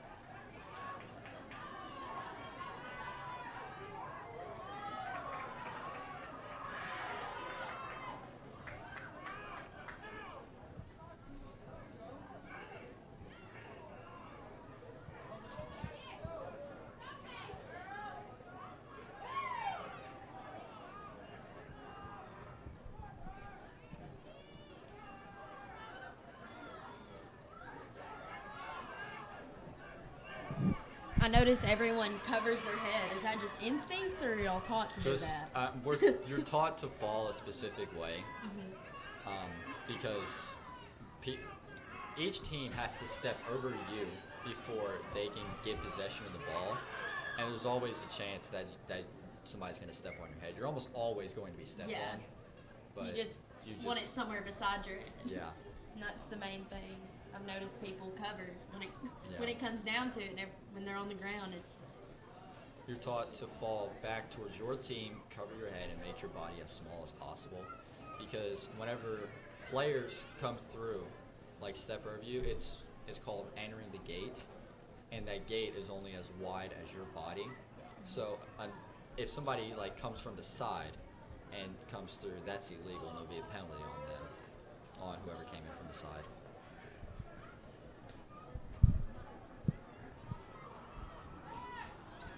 I heard y'all have a tournament in Nashville this weekend. Yes.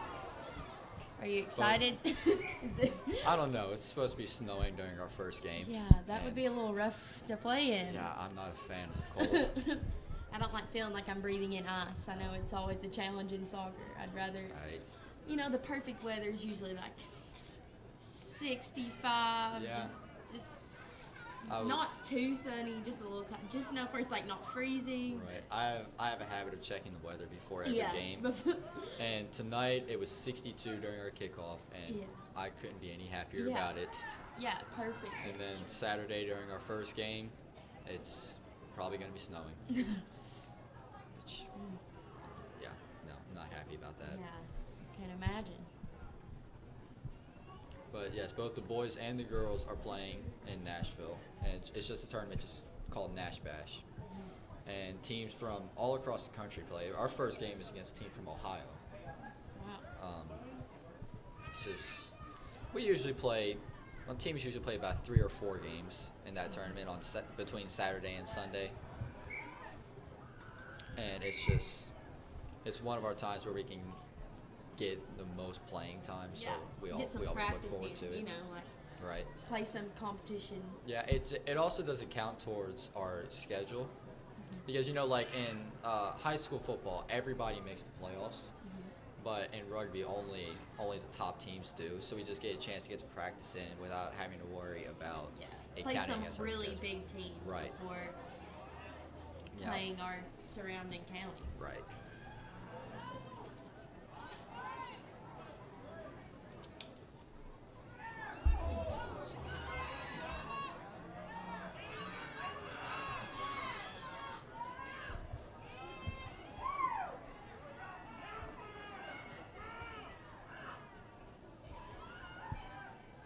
Have you played any other sports besides rugby? Pretty much every sport you can think of. Baseball, football, basketball. Has rugby been your favorite, or? I think so, just because it's just unlike anything else. Yeah. I've noticed that you can, there's some things you can relate to, but then there's other things what were they thinking when they put this on the field? Like that line out when you lift, That's one of the things that drew me towards the game, is because it's just, there's things that are just unlike every other sport. And I like the tradition of our games. Like, you've probably seen the rugby players around school. On game days, we always dress up, just wear collared shirts, ties. And that's just, professionals do it, high school teams do it. It's just a tradition to just dress up before games. Looks like Warren County's getting close to the try zone. And trot? Try. T-R-Y. Try. Yes. We made a try. Is it just try? Yes. Wow. That is a new terminology. We're now up to 17 and Riverdale 0. We have 13 minutes left. Looks like we have maybe an injury. I think one of the coaches is taking Riverdale's players off. Looks like she's holding her head.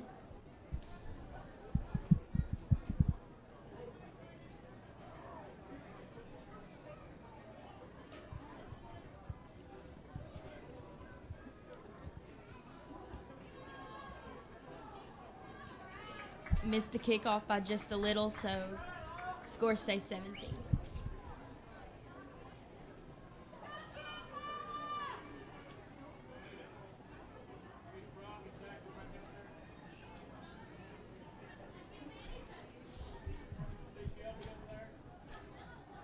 There's quite a bit of injuries in this sport. Have you encountered that yet? Yeah, I got a concussion playing last year. I know what that one's happen. like. I'm a little banged up right now just from this last game. Yeah. It happens playing the game. I feel like it's not just one part of your body that ends up hurting. No. It comes up with multiple. We had a number of players in our last game. About half our team is new players, just first-year players. And about half our players said they used muscles last game that they didn't even know they had in their body. That they didn't even realize they had.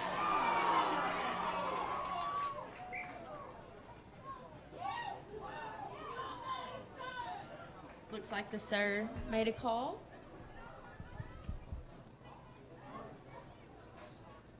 And they're forming a scrum. Yes. I'm learning. See how well they lined up, how organized they are. That one time when Justin had the ball, everybody was huddled around him watching him. Which was illegal. He ran behind. He ran behind almost every single one of our players, which is illegal. Yeah, they were getting away with a lot of stuff too. I don't know. I mean, in the throw-ins, they were throwing right to the guy. We weren't contesting, so they were allowed to. Is scrums when there's fouls or when the serve makes a call? Or? It comes off of some type of penalty, or if everything just goes right and the ball isn't going anywhere, he'll blow the play dead and then call a scrum. Like in our game, there was one ruck where both teams were just, each team had 4 or 5 players in it, and we were just pushing against each other, and the ball was just staying in the middle, and it wasn't going anywhere, so he just blew the whistle and just went to a scrum. It usually comes off of penalties, though, but not always. And just the team who he thinks had the advantage, they'll roll the ball in.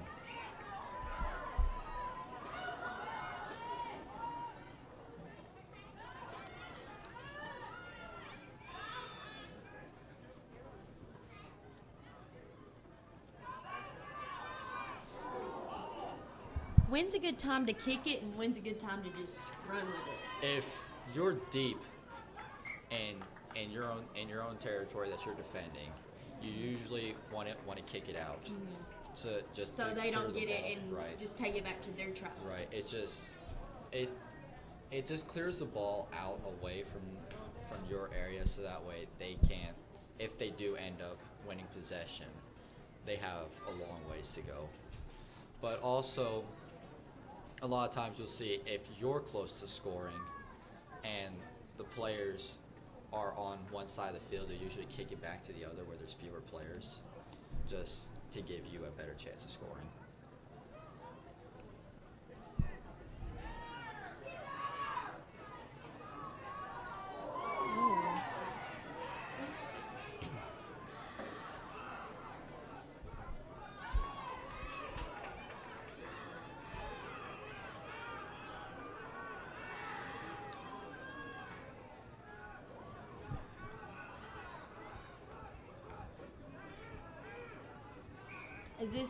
What was it when there's a big group of them just piled on each other? Just right there? Yeah. That's the ruck. That's a ruck.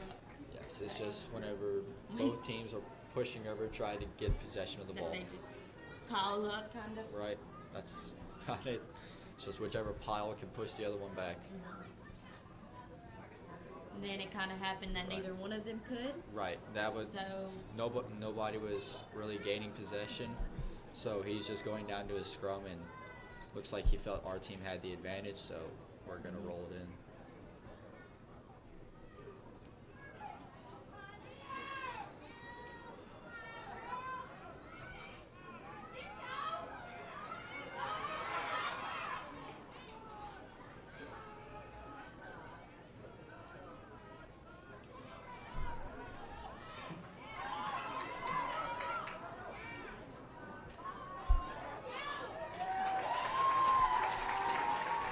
That was a try, Warren County. So 5 extra points for us, and we're going to see if we can possibly get what is that called? A field kick? A conversion. A conversion, where they try and kick it through the field goal. Right. Okay. So that upped our score to 22 Warren County, Riverdale 0, with 7 minutes left in the first quarter.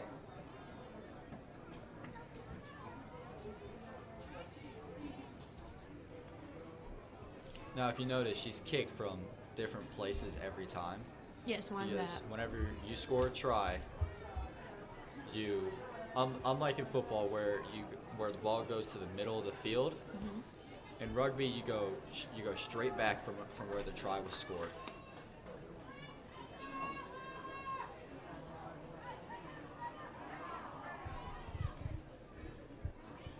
The conversion was missed, so score is still 22 Warren, Riverdale 0.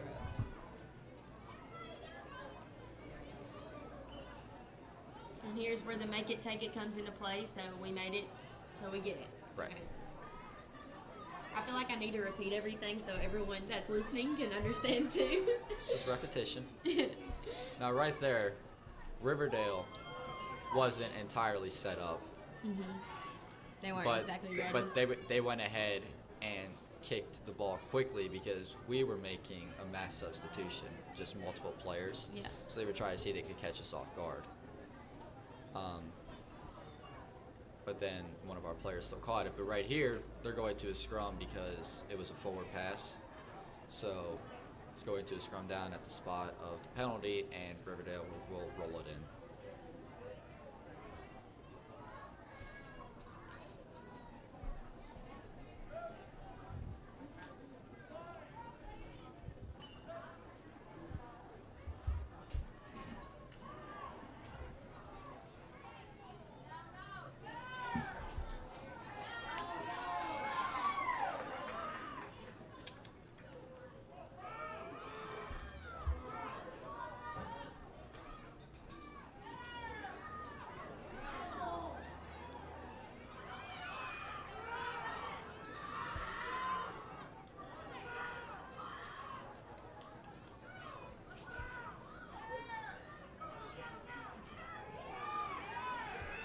Looks like we have an injury. Riverdale.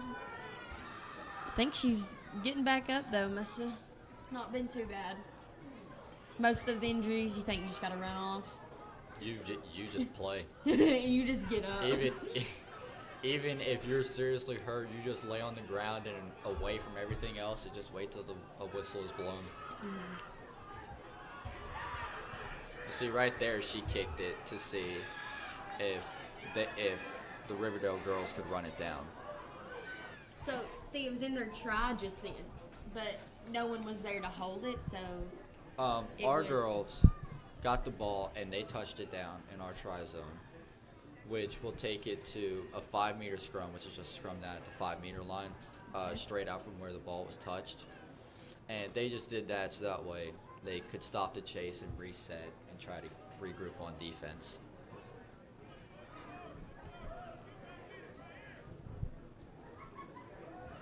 But the reason the Riverdale girls kicked the ball with no one over there was just to see if they could just catch us off guard and chase it down.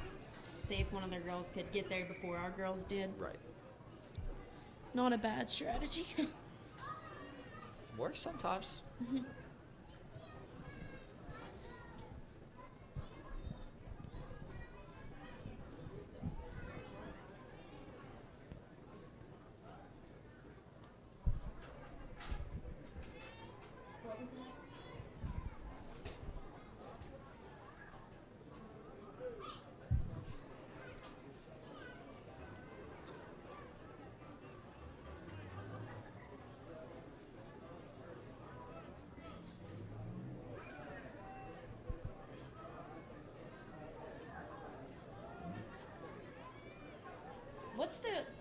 Is there a certain reason is there a certain,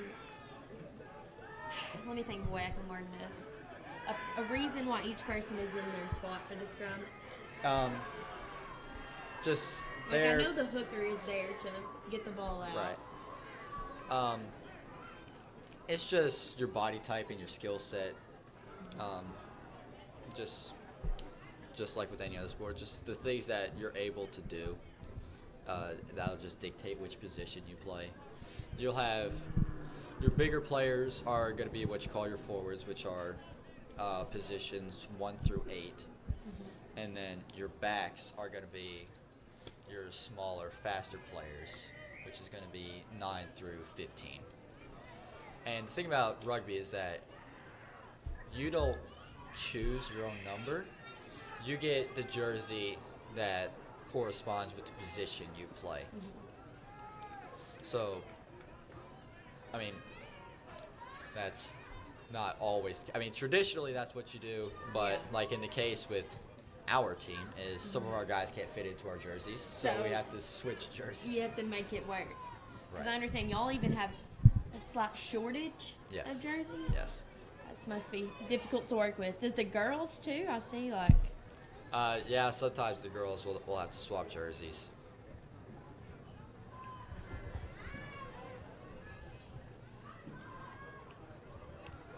Do you want the kicks more in the air or more like probably far? Sometimes if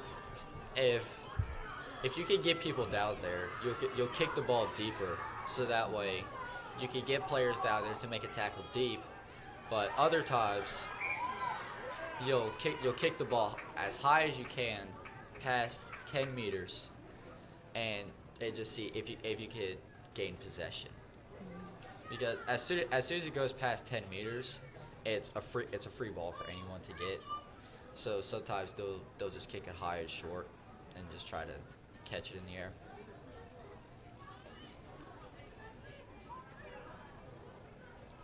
So it went out on Riverdale, so Warren's possession until we see who gets it from the line out. Right.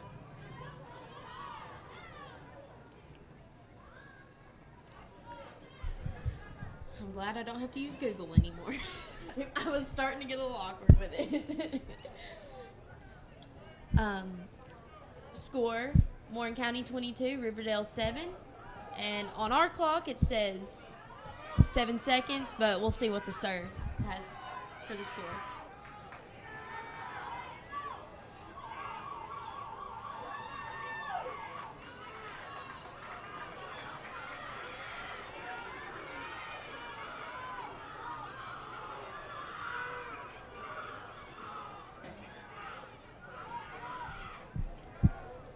You'll keep playing until the game stops, right? Until you have a...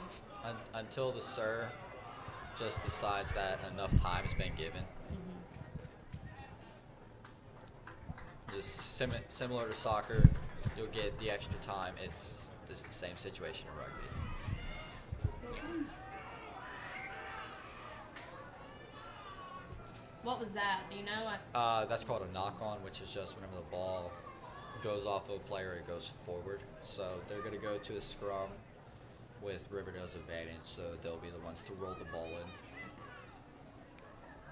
Now, off of a knock-on, it won't always go immediately to a scrum. Like if our girls were to knock it on and Riverdale were to pick it up, the sir would play what's called advantage, which is Riverdale could still play and advance the ball, but as soon as we gain possession of it, then he'll blow the whistle and it'll go back to the spot of the penalty, and then it'll go to a scrum. Mm-hmm. Either that or just until he feels like Riverdale has either had the ball for a certain amount of time or until they've gained a lot of field, and then he'll call advantage over. But right there, it says we knocked it on and we immediately picked it up. He just blew the play dead, and it was Riverdale's advantage.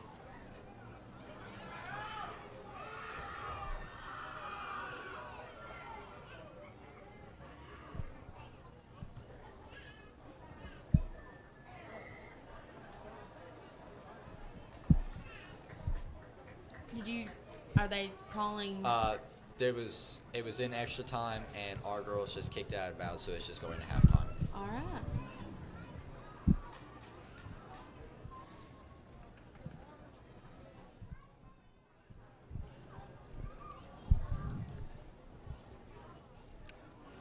Our halftime score is 22 Warren County, 7 Riverdale, and we're going to go to a break now.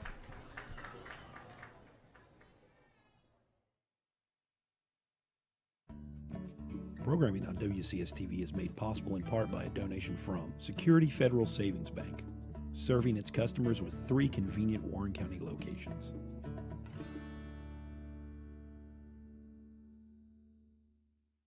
Programming on WCS-TV Channel 180 is made possible in part through donations from your McMinnville State Farm agents Lee Holland, Norm Barnes, Neil Helton, and Bill Zeckman.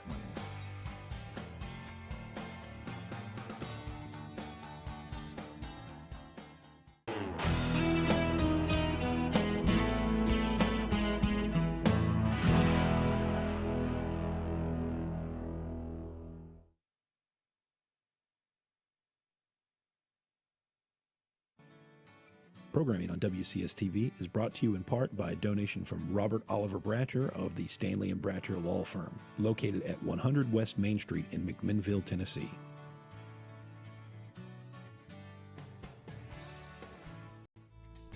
Programming on WCS-TV is brought to you in part by a donation from Bridgestone. Bridgestone, your journey, our passion.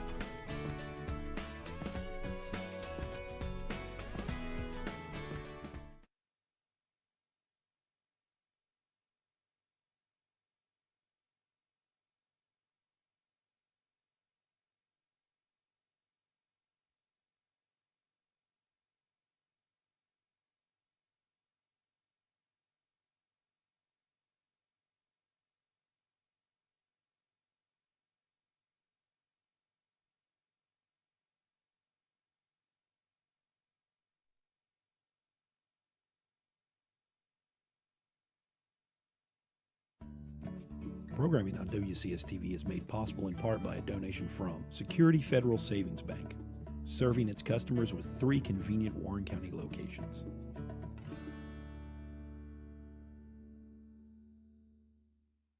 Programming on WCS-TV Channel 180 is made possible in part through donations from your McMinnville State Farm agents Lee Holland, Norm Barnes, Neil Helton, and Bill Zeckman.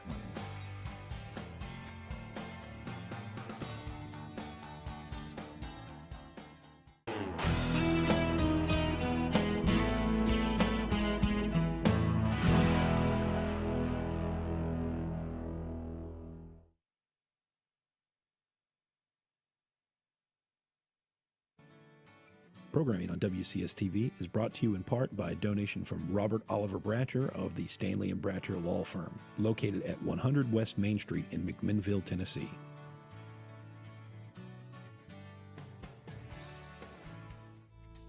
Programming on WCS-TV is brought to you in part by a donation from Bridgestone. Bridgestone, your journey, our passion.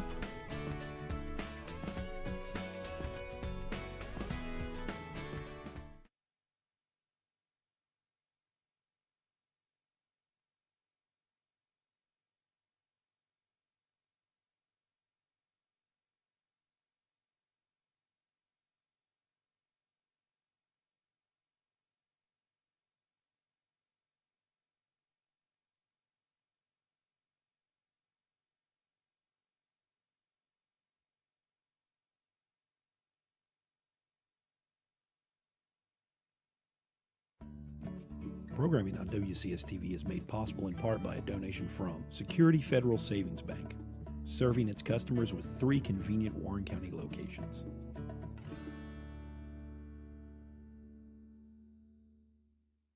Programming on WCS-TV Channel 180 is made possible in part through donations from your McMinnville State Farm agents Lee Holland, Norm Barnes, Neil Helton, and Bill Zeckman.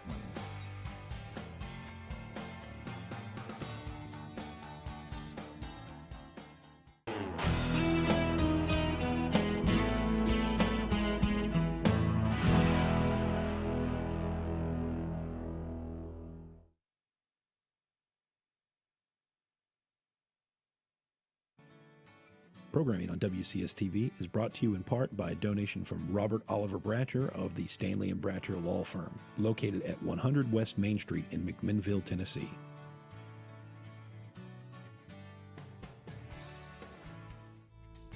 Programming on WCS-TV is brought to you in part by a donation from Bridgestone. Bridgestone, your journey, our passion.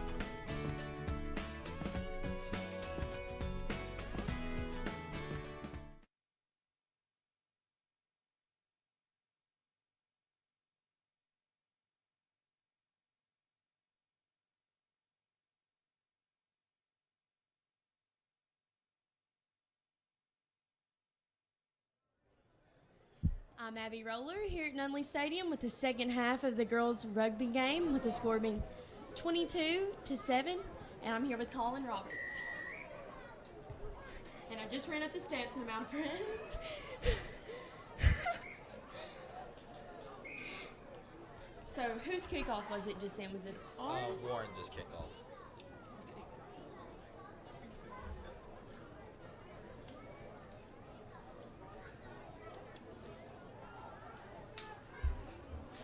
So the ends of the field switch, correct? Right. So now we're scoring on the scoreboard side. Right. Okay.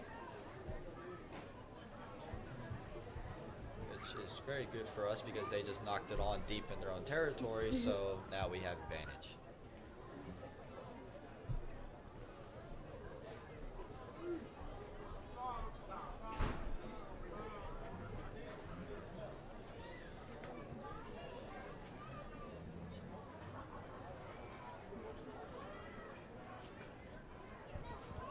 Possession, Warren County. So what happened just there? She just... It was a knock-on.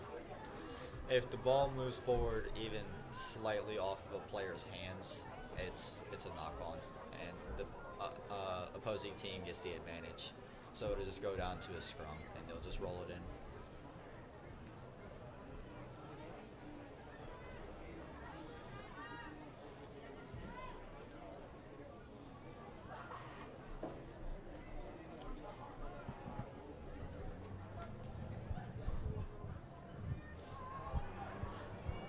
It was Riverdale's. What is it? Riverdale's. They got the ball. What's it called? Advantage. Riverdale's advantage. And that's from. Warren County has possession.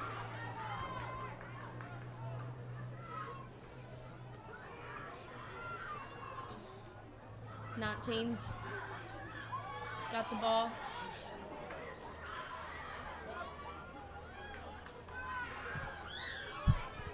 Is there a certain term for the rugby ball? It's just a rugby ball. Rugby ball. Yeah. I mean, soccer ball, football, baseball. I just wasn't sure because there's many surprises. There's terms for everything else, but that's the only simple one. I mean, the only thing different, hockey puck maybe, but you know.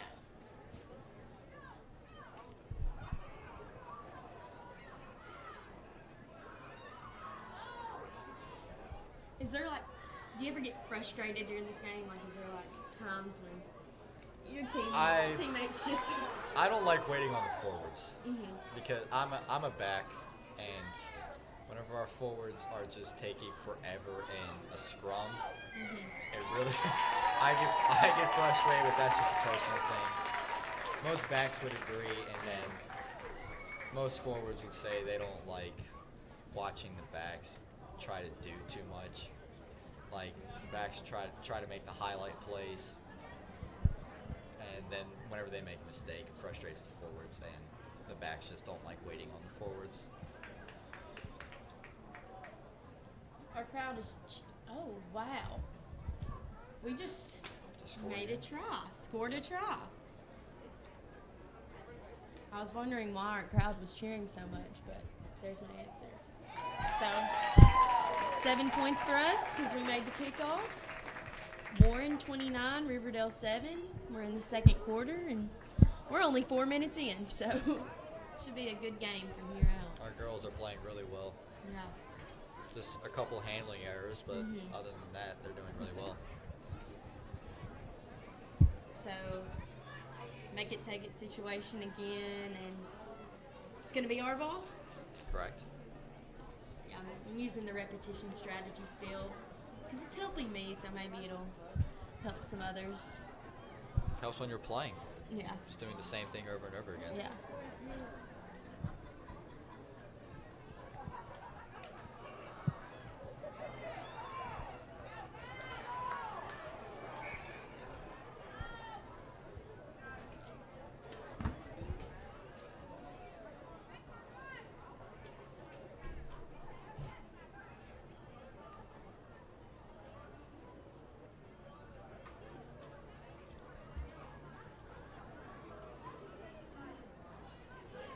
I know there's many opportunities to play rugby in college since it's like a new and upcoming sport. Are you considering maybe playing in college? I'm considering it. I've been accepted to MTSU, and I'm probably going to look at walking onto the rugby team. That would be exciting.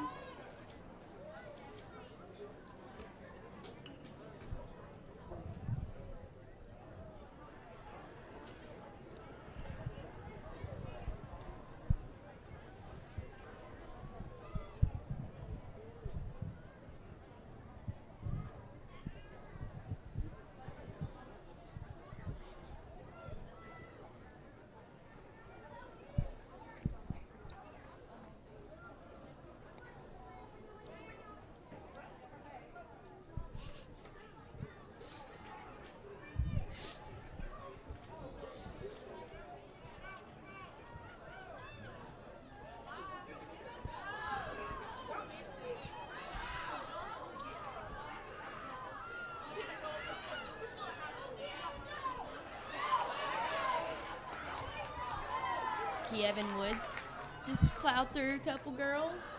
It looks like Riverdale gained possession.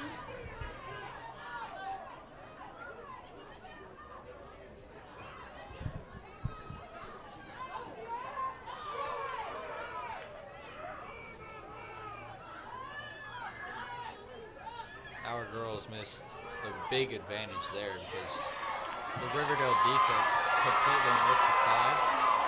They had everybody to the left side, and the right field was completely open. Right side of the field was completely open. They just didn't get it out wide. But Kevin made up for it. Yeah, she did.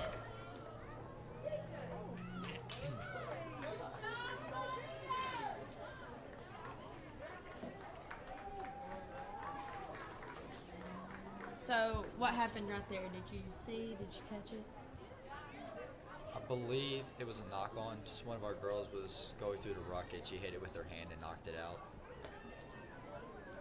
So, I believe it'll be Riverdale's advantage on the scrum.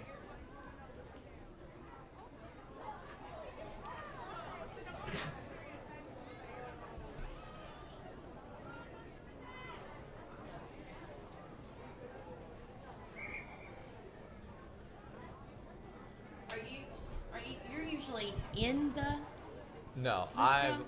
I'm a back, so I would be usually. Actually, I will always be on one far side with the position I play. I'll always be playing the sideline, offensively and defensively.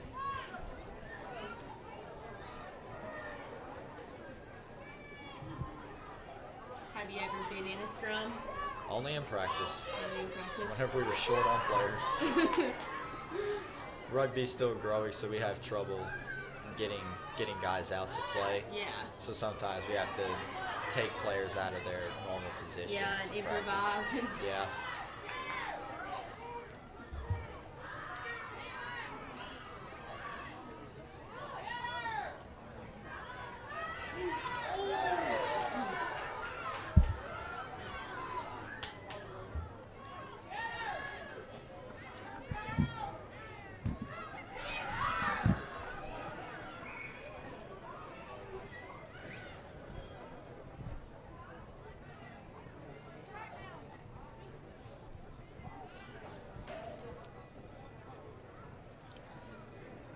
You can always tell whenever you have younger players come into the game because simple things, if you understand the game, they start to stand out to you. Like on defense, you want to keep a straight line all the way across the field. And if you notice, our girls, who right now, whenever we made that substitution, we brought in a lot of new girls. They started chasing the ball. And it's just, but you give them 2 more games, and they'll stop making mistakes like that. Wherever you play it, you pick up things very, very quickly. Is there any particular reason why the side ref over there is dressed up, the one with the flag? Like, are they supposed to dress nice? Like, or is it just? No, that was just somebody Riverdale brought along. And he just he's decided to wear a tie. Yeah, just wanted to look nice. To run up and down the field. The person who this ref all decided right here. Closest to us. Yes, that's one of our rugby coaches. The reason why he's dressed up is just because rugby tradition. Yeah. So he's just dressed up with the rest of us, and that was just what he was wearing. Probably the same situation on Riverdale sideline as well. It's just in high school you have one sir who will be your main sir out in the middle of the field, and then you'll have one person from each team designate somebody to what's called run touch, which is just that side referee. I'm not sure what injury we have right here, but she's been down for a while, so.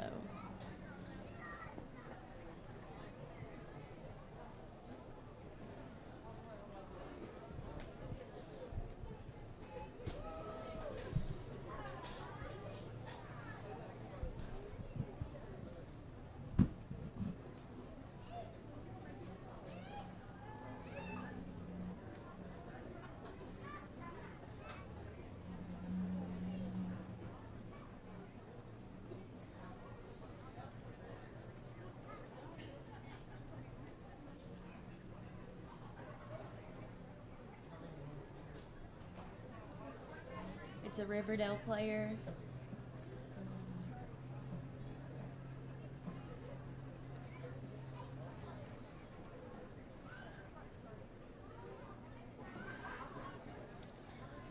I'm a little curious why we don't have an ambulance here for rugby games, but we do for football games. I figured we'd need both for both. Have you ever been to a school where they have one? Only at Nash Bash. Only at Nash Bash? Yeah. There should be. Yeah. But if you think about it, I mean, no padding. yeah. It's a. I mean, they give you a mouth guard until you get out there. Yeah. That's about it. Go break a leg. Kinda literally. Yeah, we do.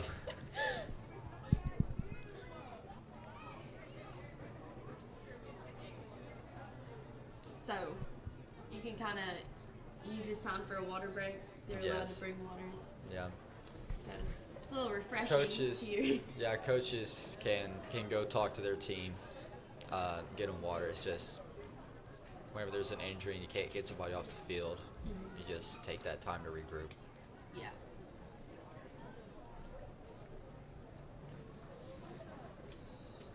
Experienced teams will really take advantage of this time because it's very seldom will you actually have a break like this.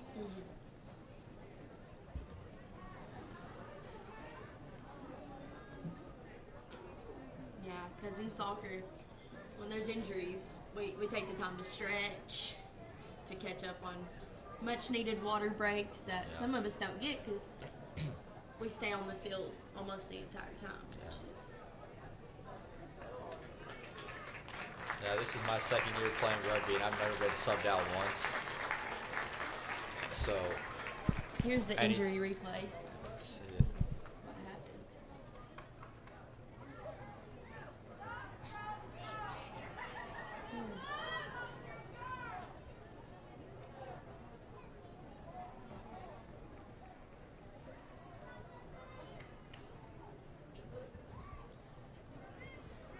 She had a lot of action happening on top of her.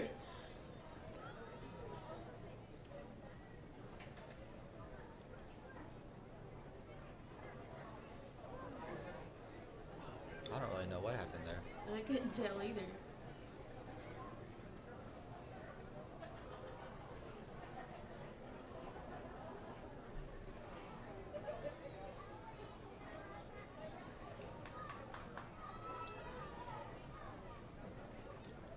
It looked like it could have done something to that knee, but other than that, I can't tell.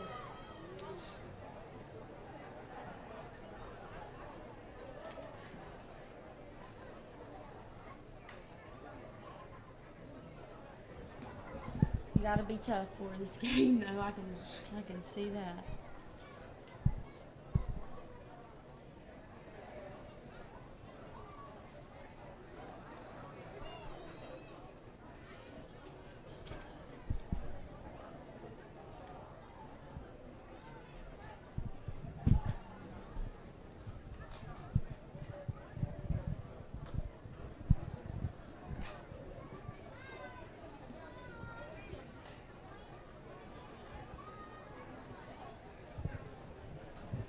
So, what are we waiting on right here? Is it just kind of like a sir and the other coach talking? Yeah, you're just, the coach said something he wanted to address, which he normally isn't supposed to do. Yeah. Usually only the captain is supposed to talk to the sir. But he looks like he had something he wanted to address, and the sir's just giving him the time. Yeah.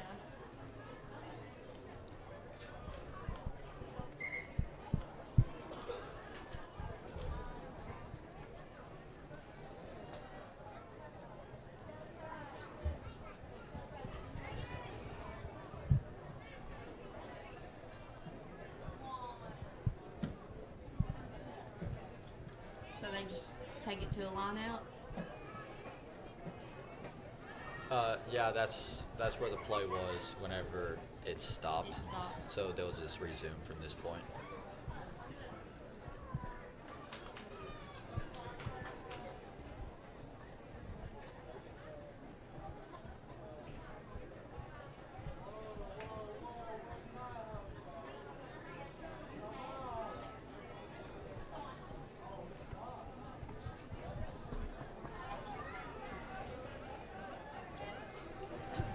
Riverdale has possession. Right. Oh.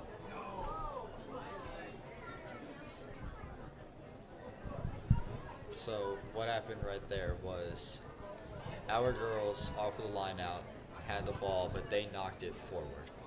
So it was a knock on. But Riverdale picked up the ball, so he played advantage. But then whenever we got the ball back, then he blows the whistle dead, and now it'll go to a scrum with Riverdale's pudding.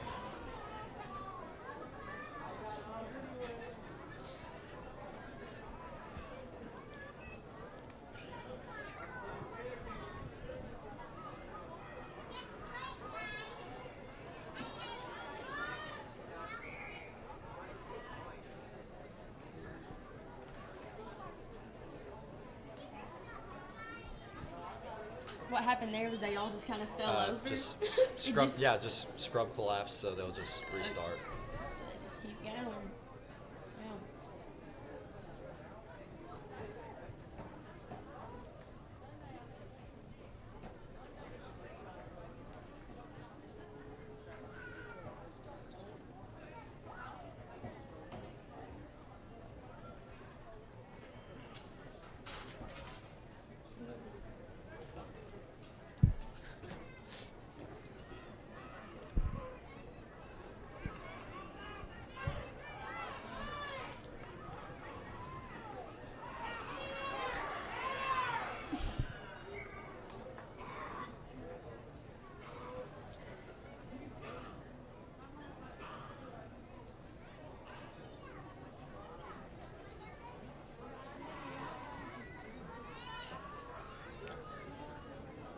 So right there, just ball went into touch, so it'll just go to a line out.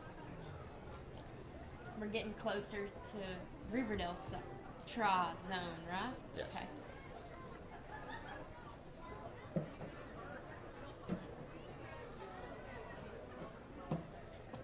Is there any reason for the two girls in the back? It's just a position that's called the dog, and it's just another player that you could possibly throw it to. So right there, that was a knock on, and Riverdale picked it up. So it'll be a scrum at that spot with our advantage. It's almost like it hit the girl and went forward, Yes. and it can't go forward. Right. So If it goes off of their up, basically anywhere on their upper body, it's a knock on. Now, if you can kick it forward, and that'd be legal. But if it's your hands or upper body, then that's considered a knock on.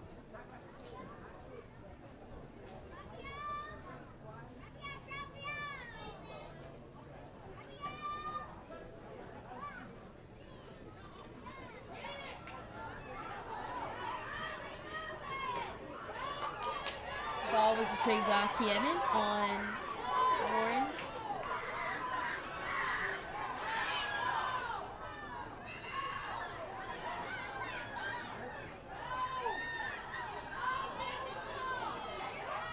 So right now, Riverdale has advantage because that was a knock on, but since we didn't recover the ball, they can still play.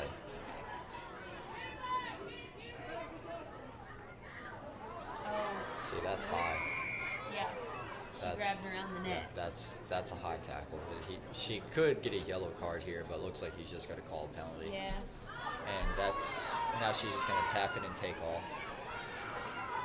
Right there, there's a number of things you can do. Most teams will opt to just do what's called a tap and go, which is just whenever you tap it to your foot and then you take off. And off of a penalty, the defense has to go back 10 meters before they can make contact. The offense doesn't have to wait for them to get back, but the defense has to get back there before they can make a play. A lot of teams will try to play really fast, which is as soon as there's a penalty, they're going to tap it and take off and try to beat the defense back there. Because if you could do that, you're gonna get a good play out of it.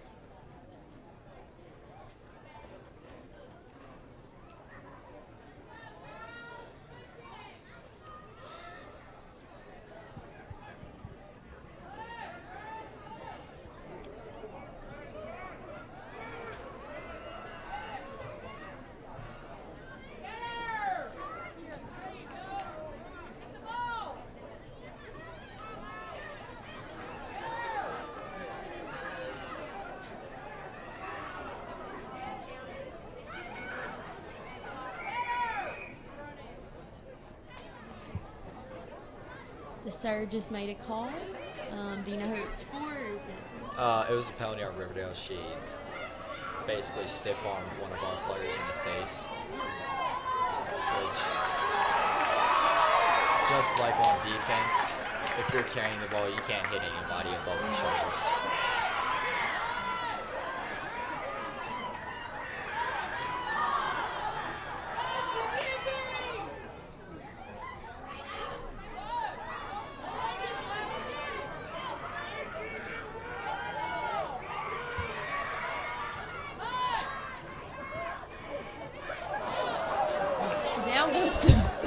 Down goes the sir.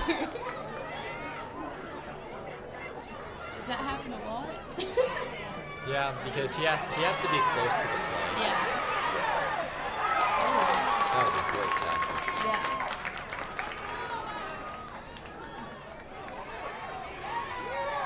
But yeah, the sir will get hit a lot just because he has to be close to the play. So he's basically involved in it.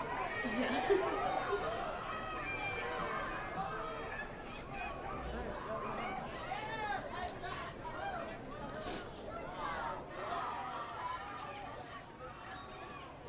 He just hops right back up, though.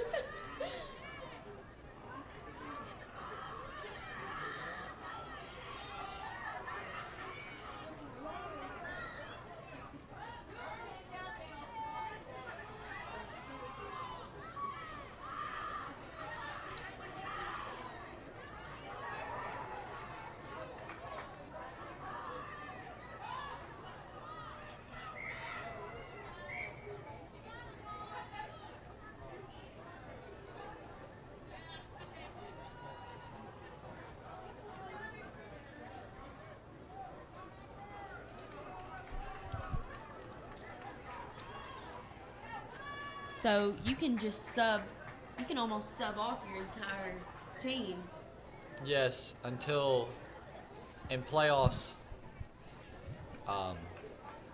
You get a you minimum can only amount? sub 3 times. But So you better choose wisely. unless it's an injury, which is what's referred to as a blood sub, you can only sub 3 times. But just in regular season play, you can sub as many times as you want. That was actually the second time that we've had a mass substitution like that. Yeah. Does that usually happen when a score is this? Well, when we're up he this just much? put back in our starters. Oh. It's just Mr. Smart has a certain rotation that he goes to, and he has it decided before the game, and he just sticks to it. And that was just part of his rotation.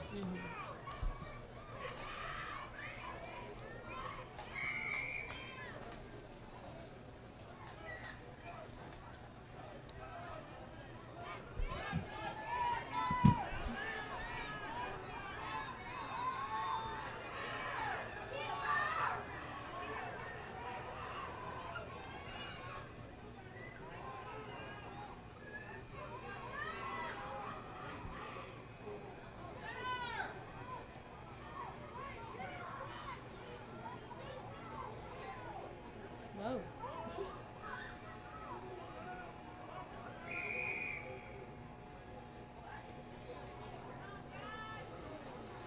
So right there, that was a penalty for illegally entering the ruck, where she didn't come through the gate.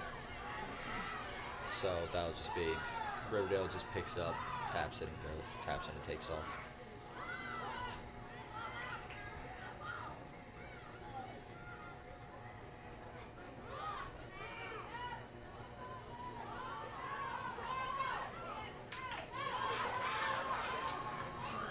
Whoa.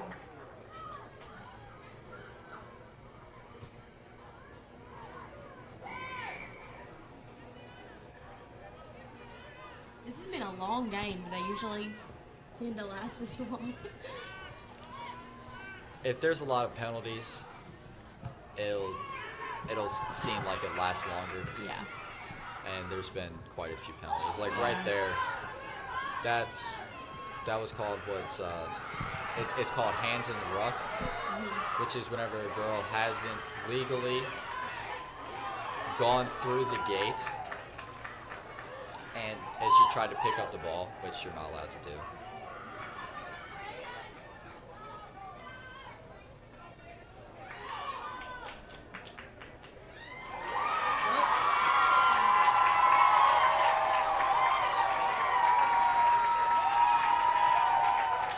So right there, she had an open field, just took off to the middle for an easier kick.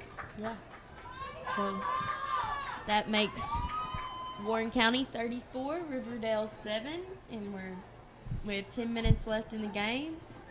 I think we're gonna try and get a conversion. Yes. A conversion, which is like kind of like a kickoff in football, or not a kickoff. What's it called? Extra point. Yeah. Yeah. There we go.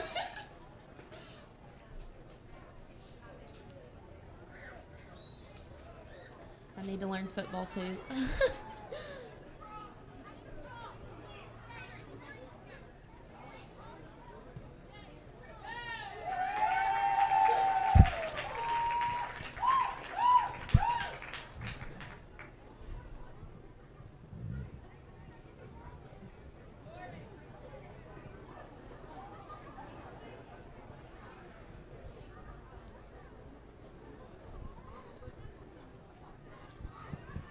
An instant replay on that last goal.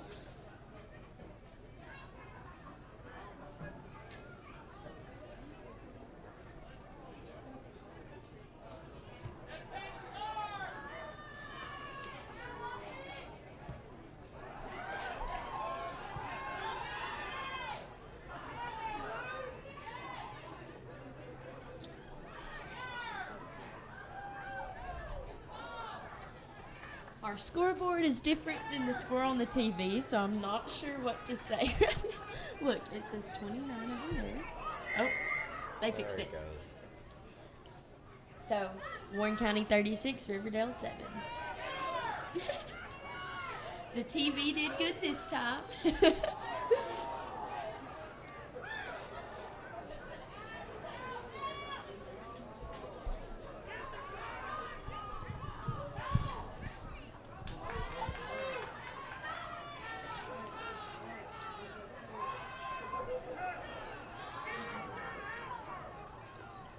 If a team is up by so many points, do they ever just let the clock run out? The clock never stops running anyway. It doesn't? Nope, it's just like soccer. Just constantly keeps running, and then they'll give extra time at the end of the game Oh. if there's been just stoppages. But Wow. wherever there's a score or if the ball goes out of bounds, the clock will just stay running.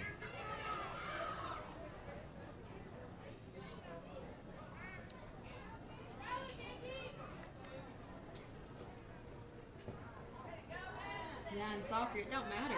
You're going. Yeah. But in football, sometimes it feels like it takes forever. Oh.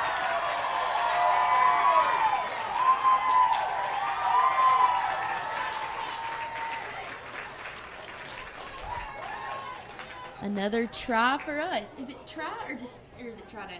Try. Try. Wow. It's harder to get used to because you're used to saying like touchdown, but I'll get used to it. It's a learning process. I've learned a lot more though, sitting listening to other people tell me about it. I feel like I could learn more if I played. It's usually the case, just doing it. Yeah. I remember I played soccer and I didn't learn what offsides was till I was in like middle school. I'd just keep running. I'd be like, why are they stopping me? Don't worry, our players still don't know what offsides Yeah. is. I'd be like, what do you mean? I can't score now. All right, we made our conversion. Warren is 43 and Riverdale is 7. And our scoreboard says 6 minutes left.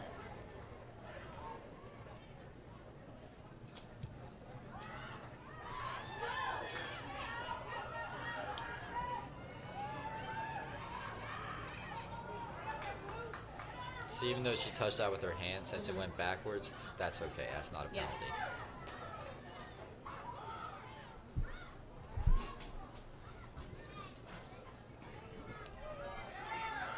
See, that should have been obstruction because she ran behind her own players, Yeah. which you can't do. It's like blocking. But sometimes if nobody's really trying to make a tackle, then the serve will just let it play on like he did there.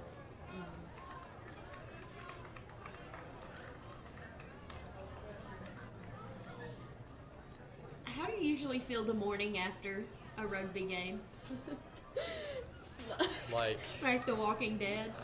yeah, I just don't want to be at school. Yeah, because, I mean, after my soccer conditioning, I can barely walk up the stairs at the high school. So I can only imagine after being what feels like punched 24/7. Beaten for 60 minutes. Yeah, just beaten, you know, and then tackling the stairs we have to go up all the time.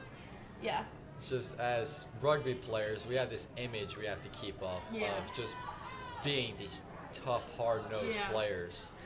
And then we have Thursday night games like tonight. And then we go back to school the next day, and it just feels like we just want to die. Yeah, I can imagine. And we're like that all weekend too. It usually takes me till Monday to finally feel like I can operate. Like recovering, and then before you know it, you have practice again. But the thing is, boys and the girls are playing Saturday and Sunday. So it's gonna be, Yeah. you're gonna wake up after that game, just We have feel it the next day. we have 4 games in 4 days, and the girls have 5. Oh. And it's gonna be rough. We have on our instant replay an amazing run by Kevin. Not Kevin. Kevin. She gets just a tackle, but she doesn't give up, and she passes it right off onto her players. And number 12 puts it right in the try zone. I feel so smart using my terminology I'm learning.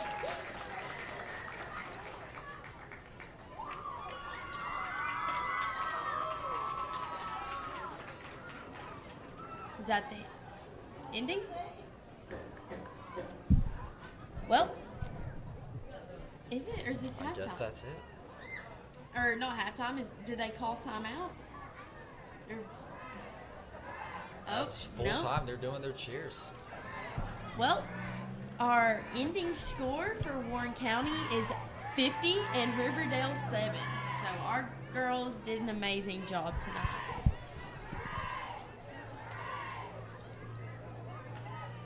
I just want to go ahead and thank everyone who sat with me, and thank you, Colin, for teaching me a little bit more about some rugby. My pleasure.